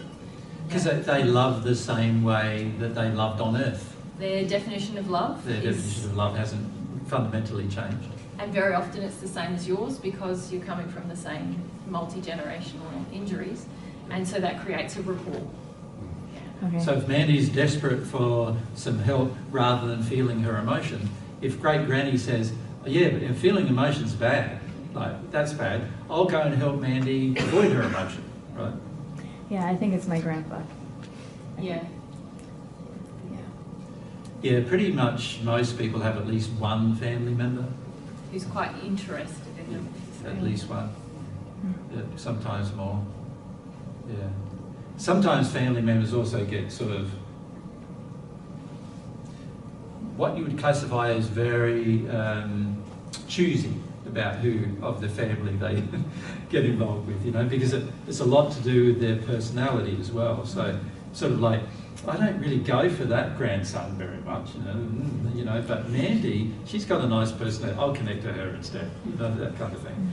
And, you know, I like Mandy, so I'm going to connect to Mandy. And Mandy then also gives me some addictions that I like, and I can give her some addictions. But I'm not thinking they're addictions, I'm just thinking, Mandy wants this and I'm helping her out. Yeah. And Mandy's helping me out. So I don't think of them as sins, I just think of them as we're being helpful with each other.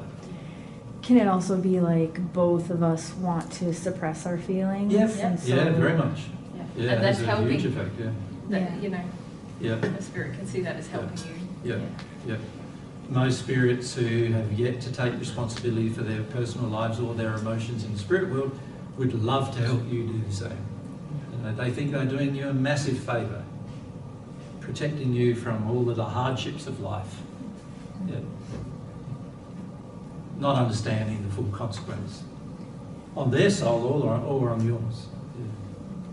So then it's kind of up to us, since we're learning about this, Yeah. to kind of help ourselves and help them by, you know. Often you guys are more informed Yeah. than they are about what's actually happening. So, you know, when you say, oh, I wish they'd Go stop, away. you know, I wish they'd stop influencing me, but actually you're more informed than they are about how to do that. What the You know, dynamics they've often got no idea how to do that because they haven't haven't been educated yet. They're not even seeking education yet. So they have no idea how to disconnect from a person on earth that they're connected to. Many of them don't even know why they're with you. I just feel drawn to this person and I just hang around with them and it seems like a good idea. And that's what I'm doing. You know, they have no more clear idea or concept than that, unfortunately. There's very little education on earth about all of these things, is there? If you think about it, like none really. And most people who pass in a completely uneducated state.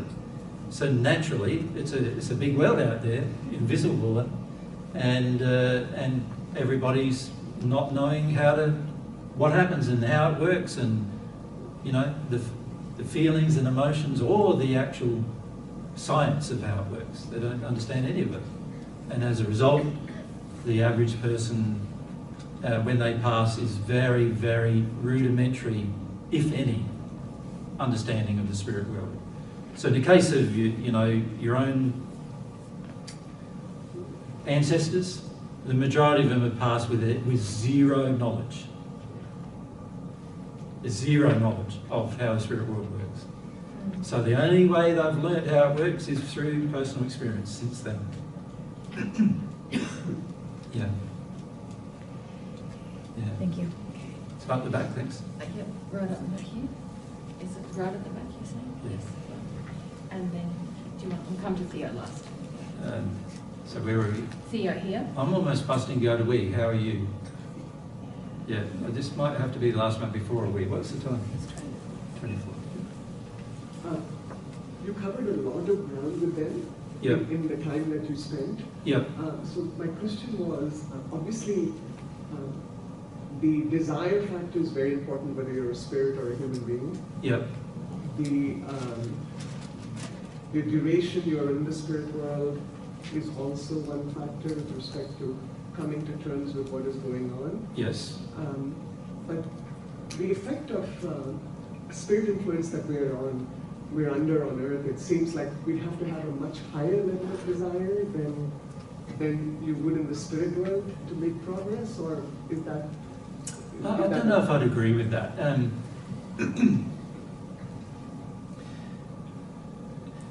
When Mary and I are helping spirits, most of the spirits have already gone through a lot of things that the average person on earth doesn't even want to face at all, emotionally or even intellectually face. And if you think about Coral, she's had to face that she's in a lot of pain and suffering, and a lot of it's physical. She had to start facing, she's already started to face, before she came to us, that maybe her pain and suffering is linked to things she did. See, a lot of people don't even know that when they're on earth. They think pain and suffering is some magical thing that happens to you because of nature.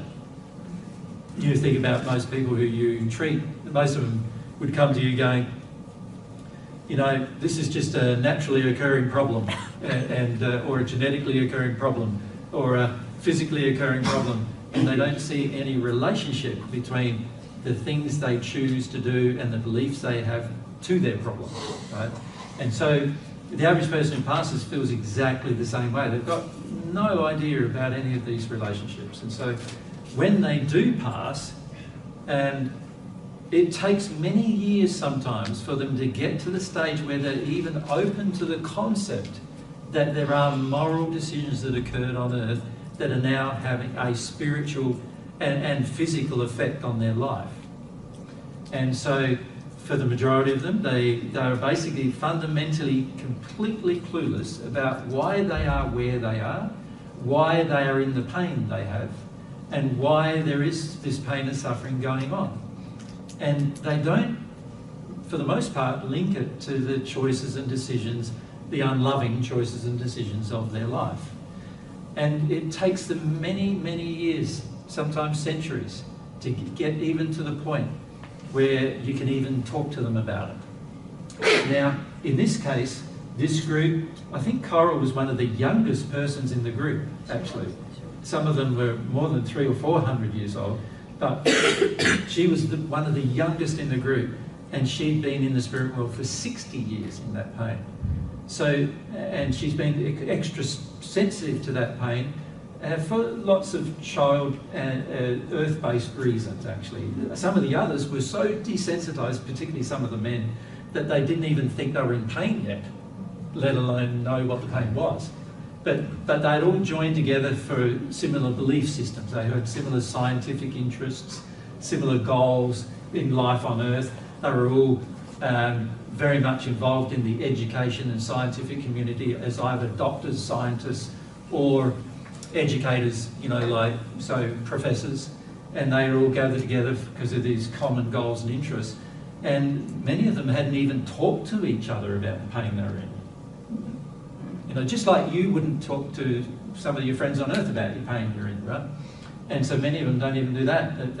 And it's only by joining together things over many, many years that people start to come to an awareness. Once the awareness begins, now some assistance can be given. And so what you're seeing when Mary and I channel is often a large degree, like a large amount of time has passed, and there has to have been a large amount of realizations they've had to come to internally before they're even ready to have a conversation. Right? So don't think that it's all happened some magical experience, because for them, they don't feel it like that. It's been, for most of them, a very traumatic experience, right, to get to that point. Yeah. And when, of course, they were like yesterday, remember, I think it was at Havana yesterday. You remember yesterday, she was in the force sphere, and you can imagine she spent many thousands of years going through that process. So you imagine her like, almost like clutching on for grim death, really, to the way in which she progressed. And which was all about giving up her false beliefs, but she didn't see it like that. She just saw it as giving up all beliefs, right? And so she didn't even know that the reason why she got to the force sphere was that she gave up in the process of giving up all of her beliefs, she also gave up a whole heap of false ones. And that's why she progressed. So she didn't even know that, right? And so a lot of these things you won't know unless somebody educates you. And you must be open to that education in order for you to follow that advice. And as you know, many of you here on earth, we've been doing this sharing for 15 years or more. Many of you are still not open to our advice after 15 years. So it's going to be the same in the spirit world. There are many times you won't be open to the advice that people who know what's going on try to give you, and you think, no, that's not right, that's not right, no, I don't agree with that, no, that doesn't make any sense to me. And you'll just make presumptions based on that and decisions based on that, and time will go past until you've had the realizations, till the realizations are personal to you. Then that's when desire builds, and that's when people can come and help. And that's when you'll be open to their assistance. Yes, so I wondered if, Paget's band of celestial friends were helping bring spirits to him and trying to keep away spirits who would take away from his... All the time. Yeah. So similarly with you, I assume there are spirits who are bringing these people to you. Yes. They are being, I guess, held there so they can actually listen a little bit more than they would if they came on their own without any guidance from anyone. Yes, there are some spirits Mary and I feel come along who haven't been, brought to us, but they're already in a state where they're interested. This is fascinating. They're curious. So sometimes, like in I think it was Austria. In Austria, the situation was quite spiritually dark, but where we met was very, very bright. There was all these celestial spirits, plus Mary and myself there, and it was very, very bright. So all the spirits who would normally be in Austria all just came for a look. They were curious as to what's going on there, like in the middle of, where were we? I can't remember now. Innsbruck. In the middle of Innsbruck. Normally it's just like all about holidays and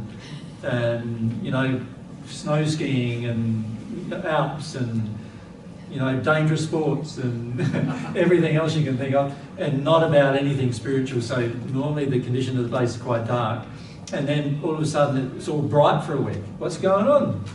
The average spirit wants to come along and find out. Now, many of them just come along for a look and go, oh, that doesn't make any sense to me, and they go. And then others go, what's going on? That I want to know more, you know, and so they stick around and listen. And so quite often you have quite a number of millions of spirits just come and just have a listen for a while, see whether it interests them or not, you know. And then when I start talking about God, the average spirit goes, oh, I don't want to hear about that, so I go off. And, you know, so different ones go and leave under certain circumstances as well. And so quite often there's a lot of traffic around the event. Yeah. Lastly, what I was struck by is how much internal resistance we have. For instance, just to feel God, to ask to feel God, yep. And like you told her to. Yep. And I'm thinking how difficult it is for us on earth to do this, when clearly... It's difficult for anybody anywhere who has those blocks, whether they're on earth or in the spirit world. Yep. It was exceptionally hard for her. Very difficult. Very hard. Yep. And my persistence, as well as my feelings for her, as well as my feeling that she would benefit from it, which helped her, caused her to sort of try it.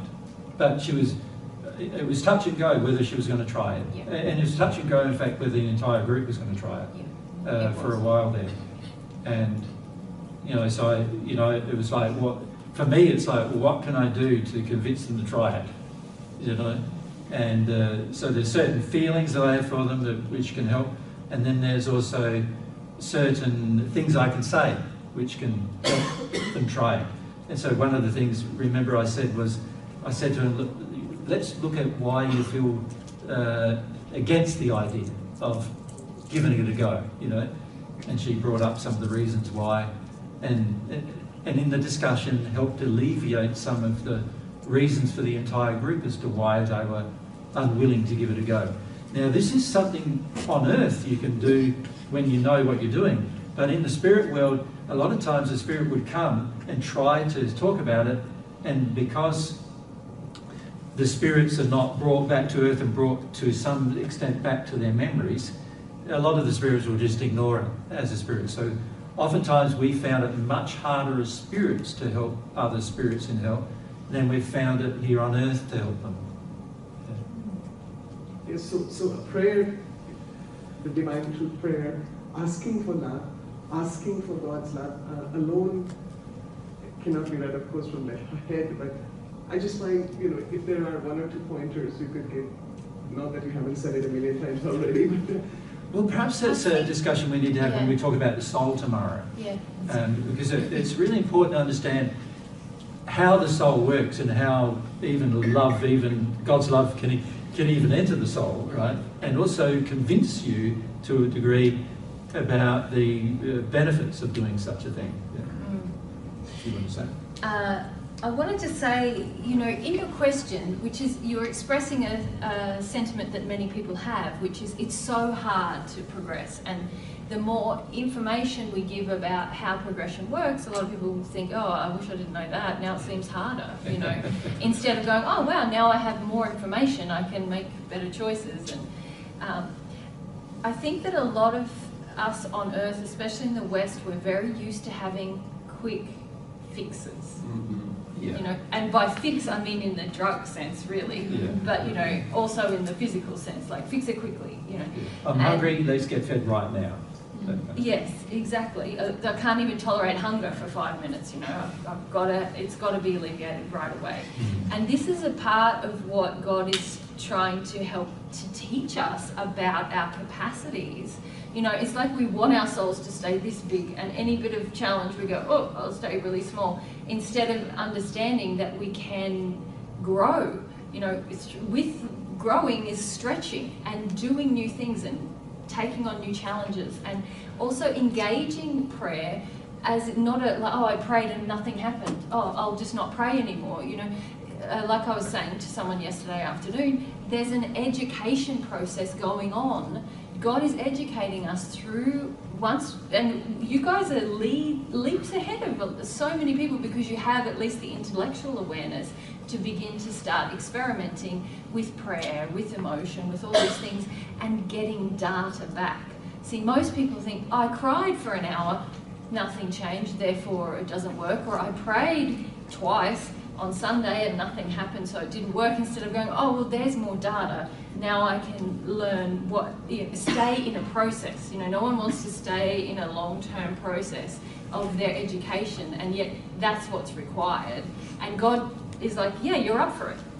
This is you have capacities beyond what you think you have. And can I interrupt? I've got to do a wee. Okay. I'm busting. Yeah. Well, let's finish. You busting? No, let's finish. Well, you can keep saying what you need to say. I just need to go. I think it's time now, anyway.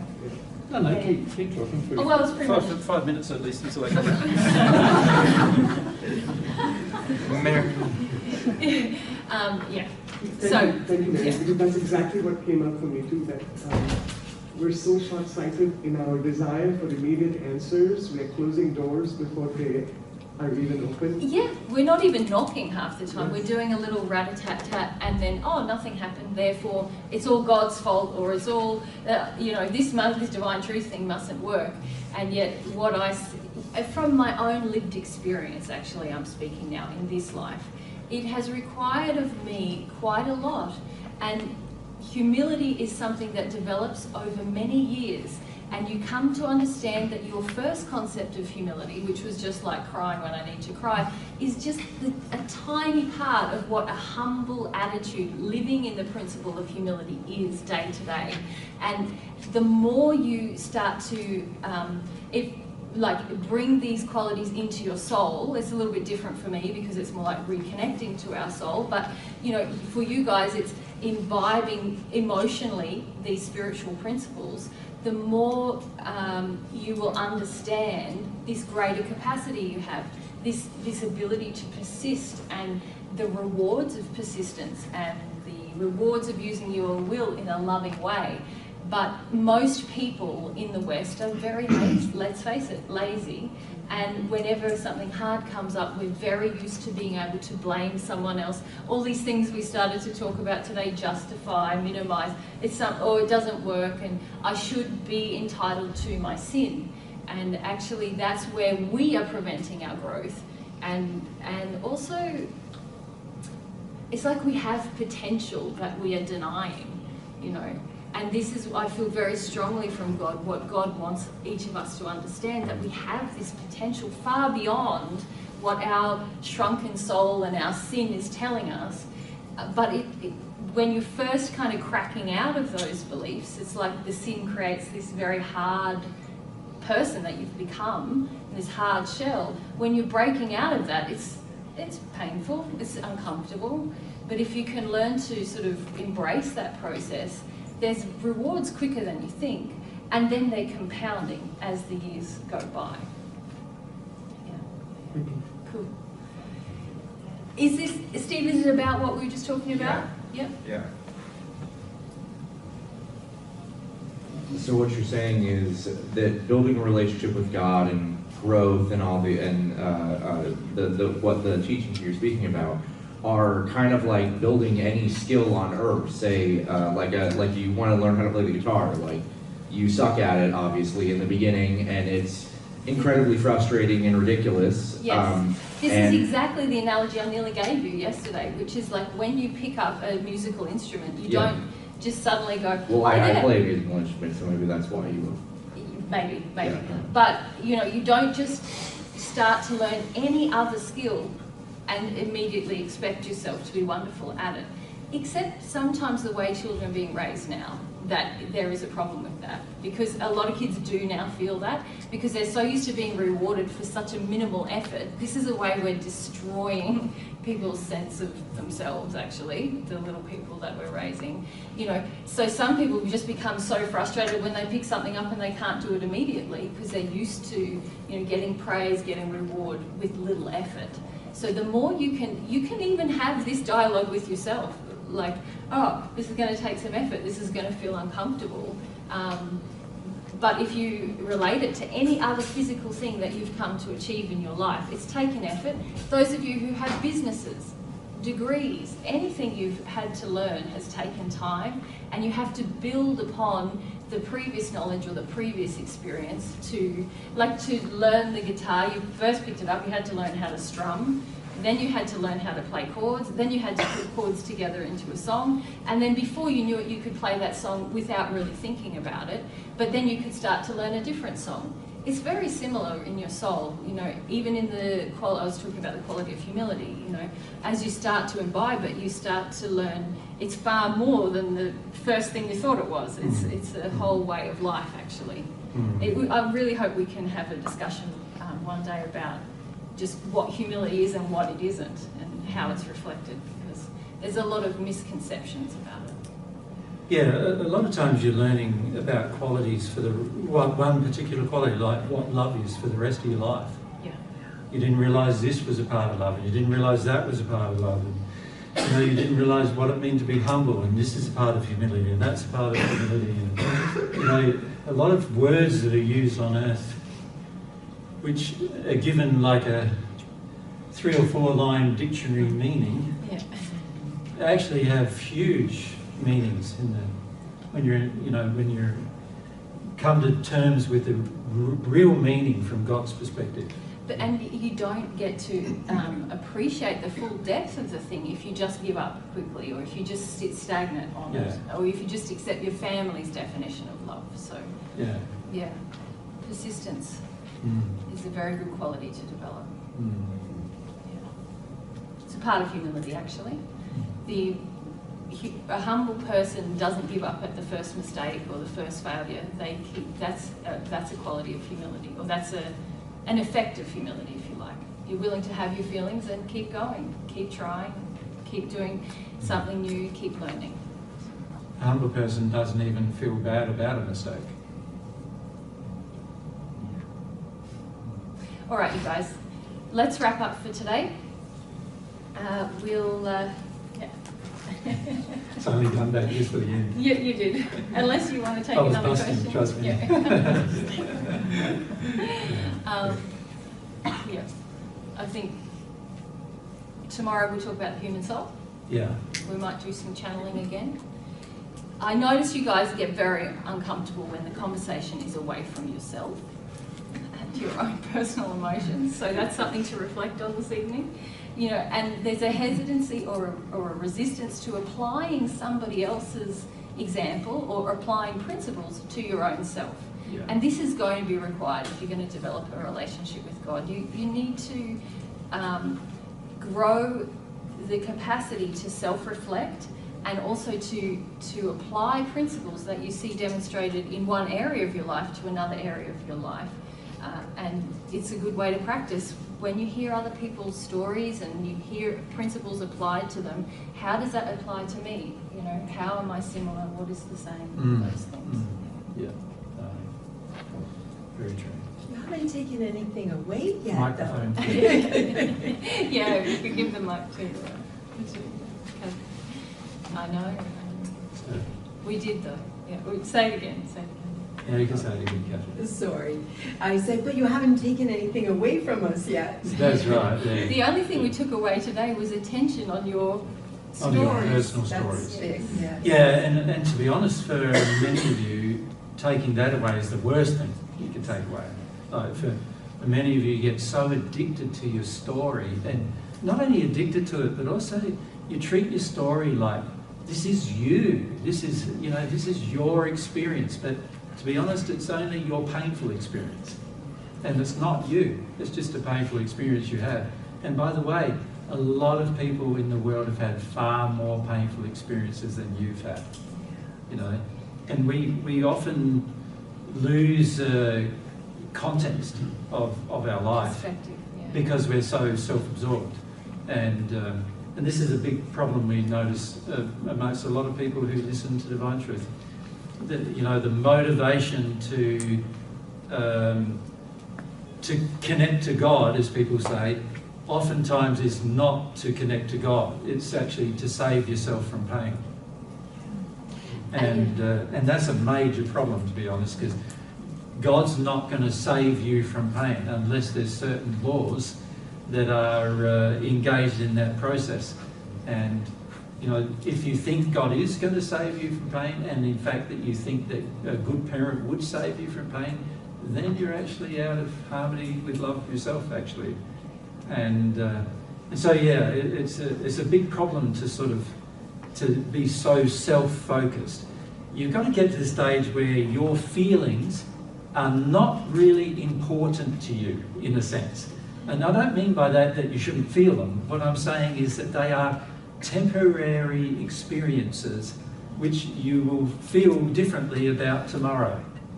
And you've got to get used to that idea, you know, that if you fully process a feeling, tomorrow you won't have it.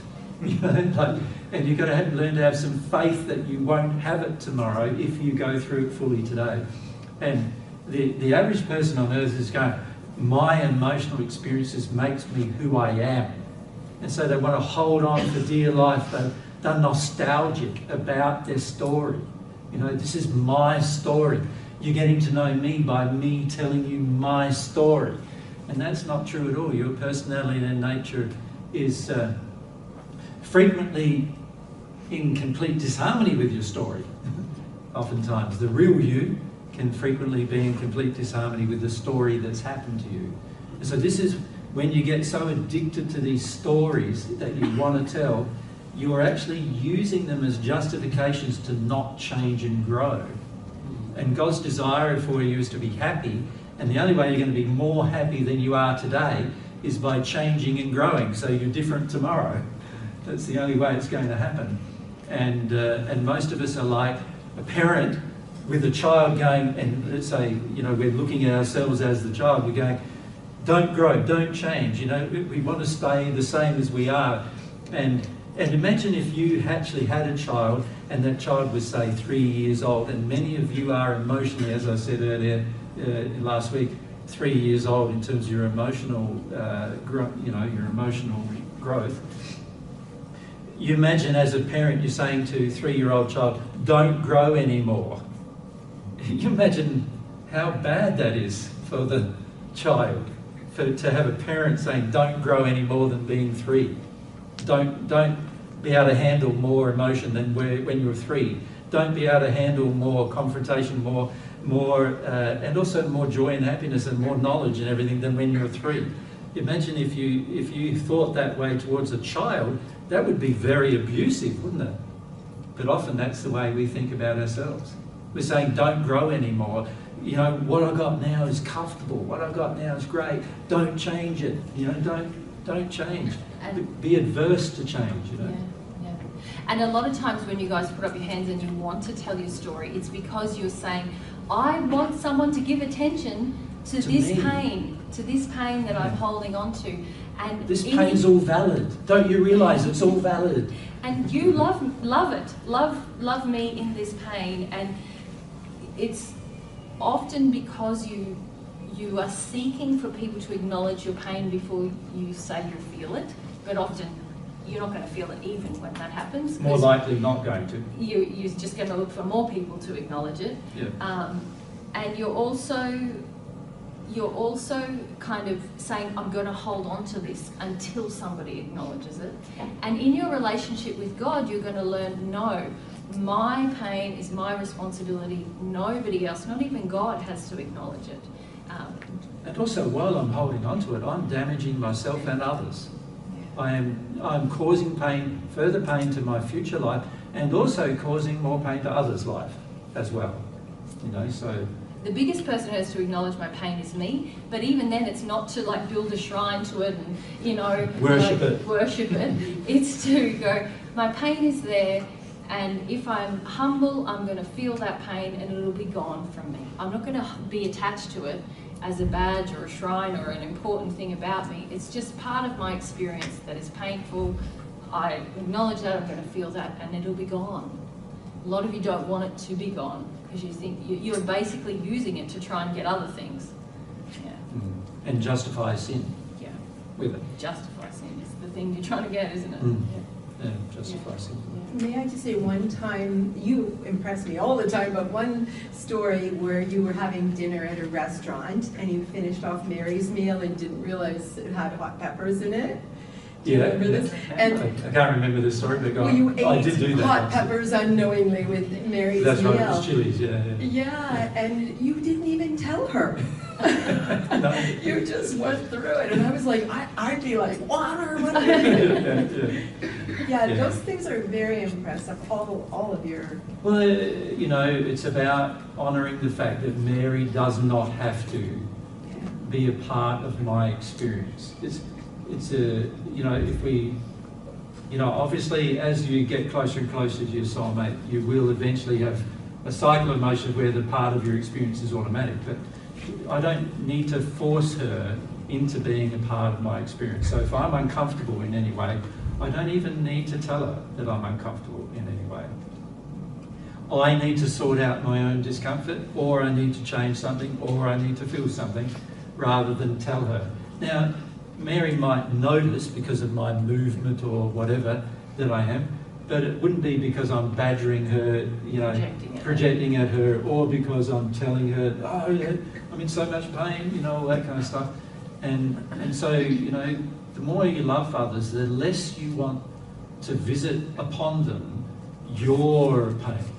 You want to be able to be fully responsible for your own pain and deal with it, so they don't have to feel it with you. So my gift to Mary is to be able to feel my own pain so she doesn't have to bear the consequence of it. Does that make sense? Yes. And that's a gift that you give others. And after, you know, the more you learn about love, the more you learn that love is about giving gifts to others rather than getting things from others. So the average person on earth goes, Mary, you've got to share in my pain with me. You've got to go through the experience with me, and then you love me. Well, no, like, if Mary wants to love me, she's allowed to love me if I want to let her, right? But I can't force her to love me, because love comes from her heart, not from any demand. And also, the fact that I'm trying to force her is unloving as well, you know? So once you start appreciating the nuances of what love really is, you would never want to visit your own pain and suffering upon another person. Does that make sense? Yeah. So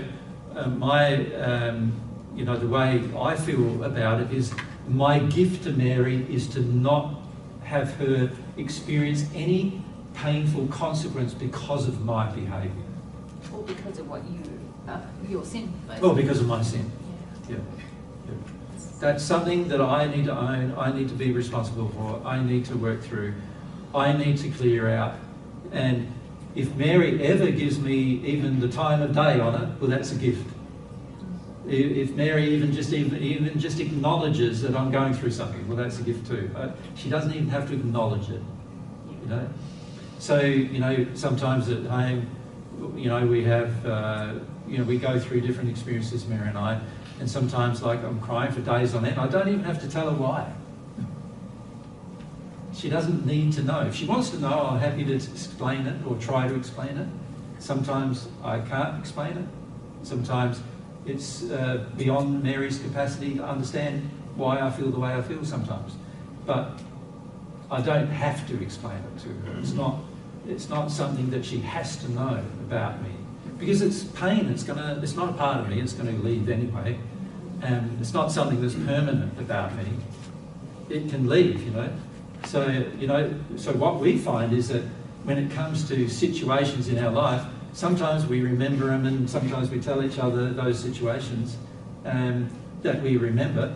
But as time goes on, what we find is the more connected I am to Mary emotionally, the more I can feel everything she feels anyway. So I know what she's feeling, I know when she's feeling bad, I know when she's feeling sad, I know when she's feeling angry, I know when she's upset with somebody or not upset with somebody, and she doesn't need to tell me about it. Like, if she wants to, I'm happy to listen, if I want to. You know, there are times when I don't want to, like if I feel she's in an addiction, I don't want to. I say, babe, you're just doing this to avoid an emotion, so I don't want to hear this story. So you know how I say to you, I don't want to hear yours? Well, sometimes I don't want to hear Mary's either. Right? And I don't encourage Mary to listen to mine either, for the same reason. Because if it's an addiction, why would you want to satisfy it? So yeah, there's a lot of things about love that most people on earth believe are opposite. You know, they're opposites almost. Like, The average person on earth sort of feels like if you love somebody, you always listen to them. No, you don't. If you love somebody, you listen to them when you want to and when they are not in an addiction with you. That's when you listen to them. That's God's definition of love. A lot of people feel if you love someone, you take responsibility for their pain. And you don't. When you love somebody, you definitely refuse don't. to take any responsibility for their pain. Right? However, if it's pain you've caused through your sinful action, then you're perfectly prepared to take all the responsibility for that. So there's just aspects of love that we need to learn, you see. And so when Mary said earlier about, oh, she would like to have a thing where we define humility, you know, where just defining humility is going to take days and days and days of time, yes, obviously. But we need to get to a stage where we're even interested in the subject, you know, before we can prevent, you know, when I say the average audience is not interested in that subject, you know. Because when we say humility, the average person is going, oh, humility, just another quality. They talk about it all the time. They sort of rave on about it a bit, what's going on there, you know, but never get to feel about it any deeper than that. And then when it comes to applying it in personal life, the average person doesn't even know what to apply because they haven't given it any thought as to what it is. And this is the case with love, truth, humility, faith, wisdom, knowledge, power, understanding, and many other spiritual, what I'd call qualities or beliefs that we need to develop in our life, along with other nuances of love. So love itself has thousands of different parts to its qualities, literally an infinite number probably, but I've only discovered thousands. And the same applies with faith, and the same applies with humility, and the same applies to truth. And it's only as you progress in love that you start realising them all.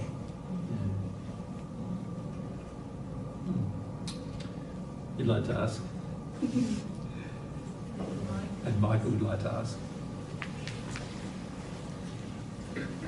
I'm wondering, on the Divine Truth website, there's some really great write-ups about like the law of attraction, and I'm wondering about the principles, if those resources are on there, like what you're saying about humility, if there's No, we have done some videos, quite a lot of videos about humility, I for did example. an interview series, have you seen that, on humility with Yeah. Jesus? No, okay. And it's about 5 or 6 2-hour sessions, at least 4 hours. I think it was 6 or 8, yeah. 6 or 8, but it's a lot of talking we did about humility. So 10 or 15 hours. I think that was in like 2014 or 15. It might have been. We were in Bathurst at the time, I think. No, we did it at the Wandi, Wandi Town Hall, a lot of them. Yeah, so it was a whole series of them, wasn't there? Yeah. So yeah, we have talked about some qualities such as humility, faith, and things like that. Obviously not exhaustively, but we have talked about them a lot. They are on our website. The issue we have with our videos, though, is that we feel that when people watch videos, it's not very engaging emotionally. To really progress spiritually, you need to be able to settle with things. You need to be able to ponder things.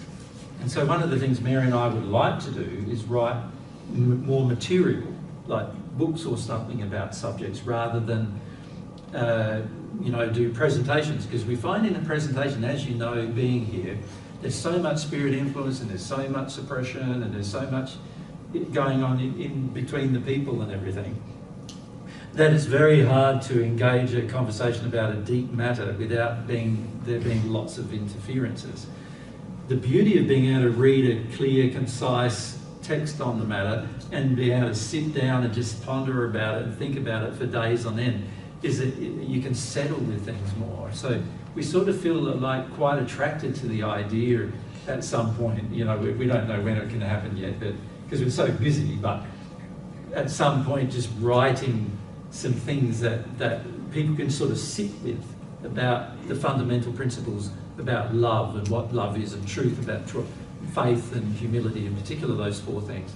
And if we can build sort of like a resource that explains these things in an emotional as well as a factual manner, then it can help people when they read to understand the qualities that they're trying to develop. See, when we talk about love, for example, the average person is going to think that's my idea of love. And this is the trouble with language, is that I talk about love and you are thinking your idea of what that is.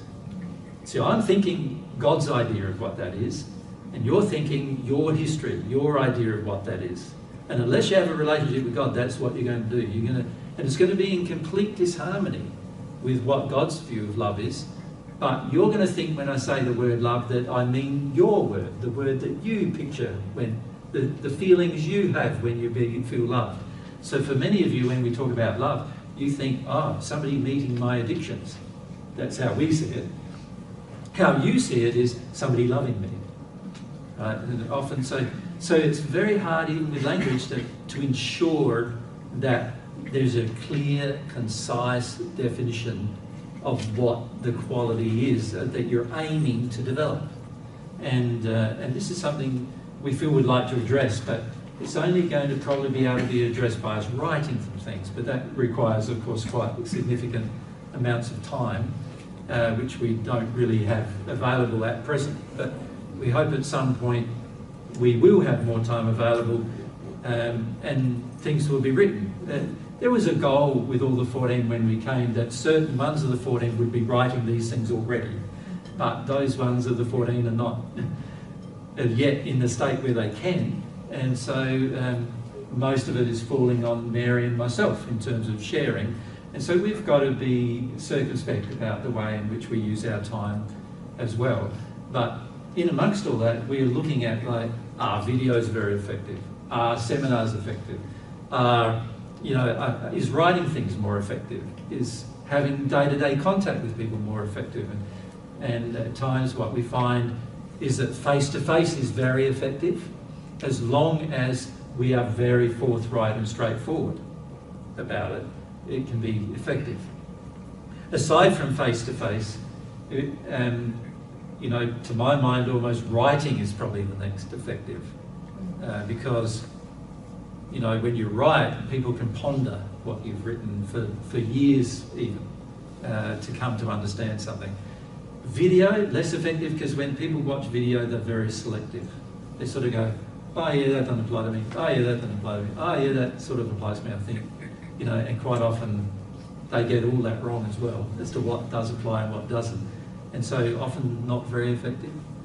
So we're trying to adjust what is effective and what isn't effective and so forth in the process of sharing truth with you. Yeah. Michael?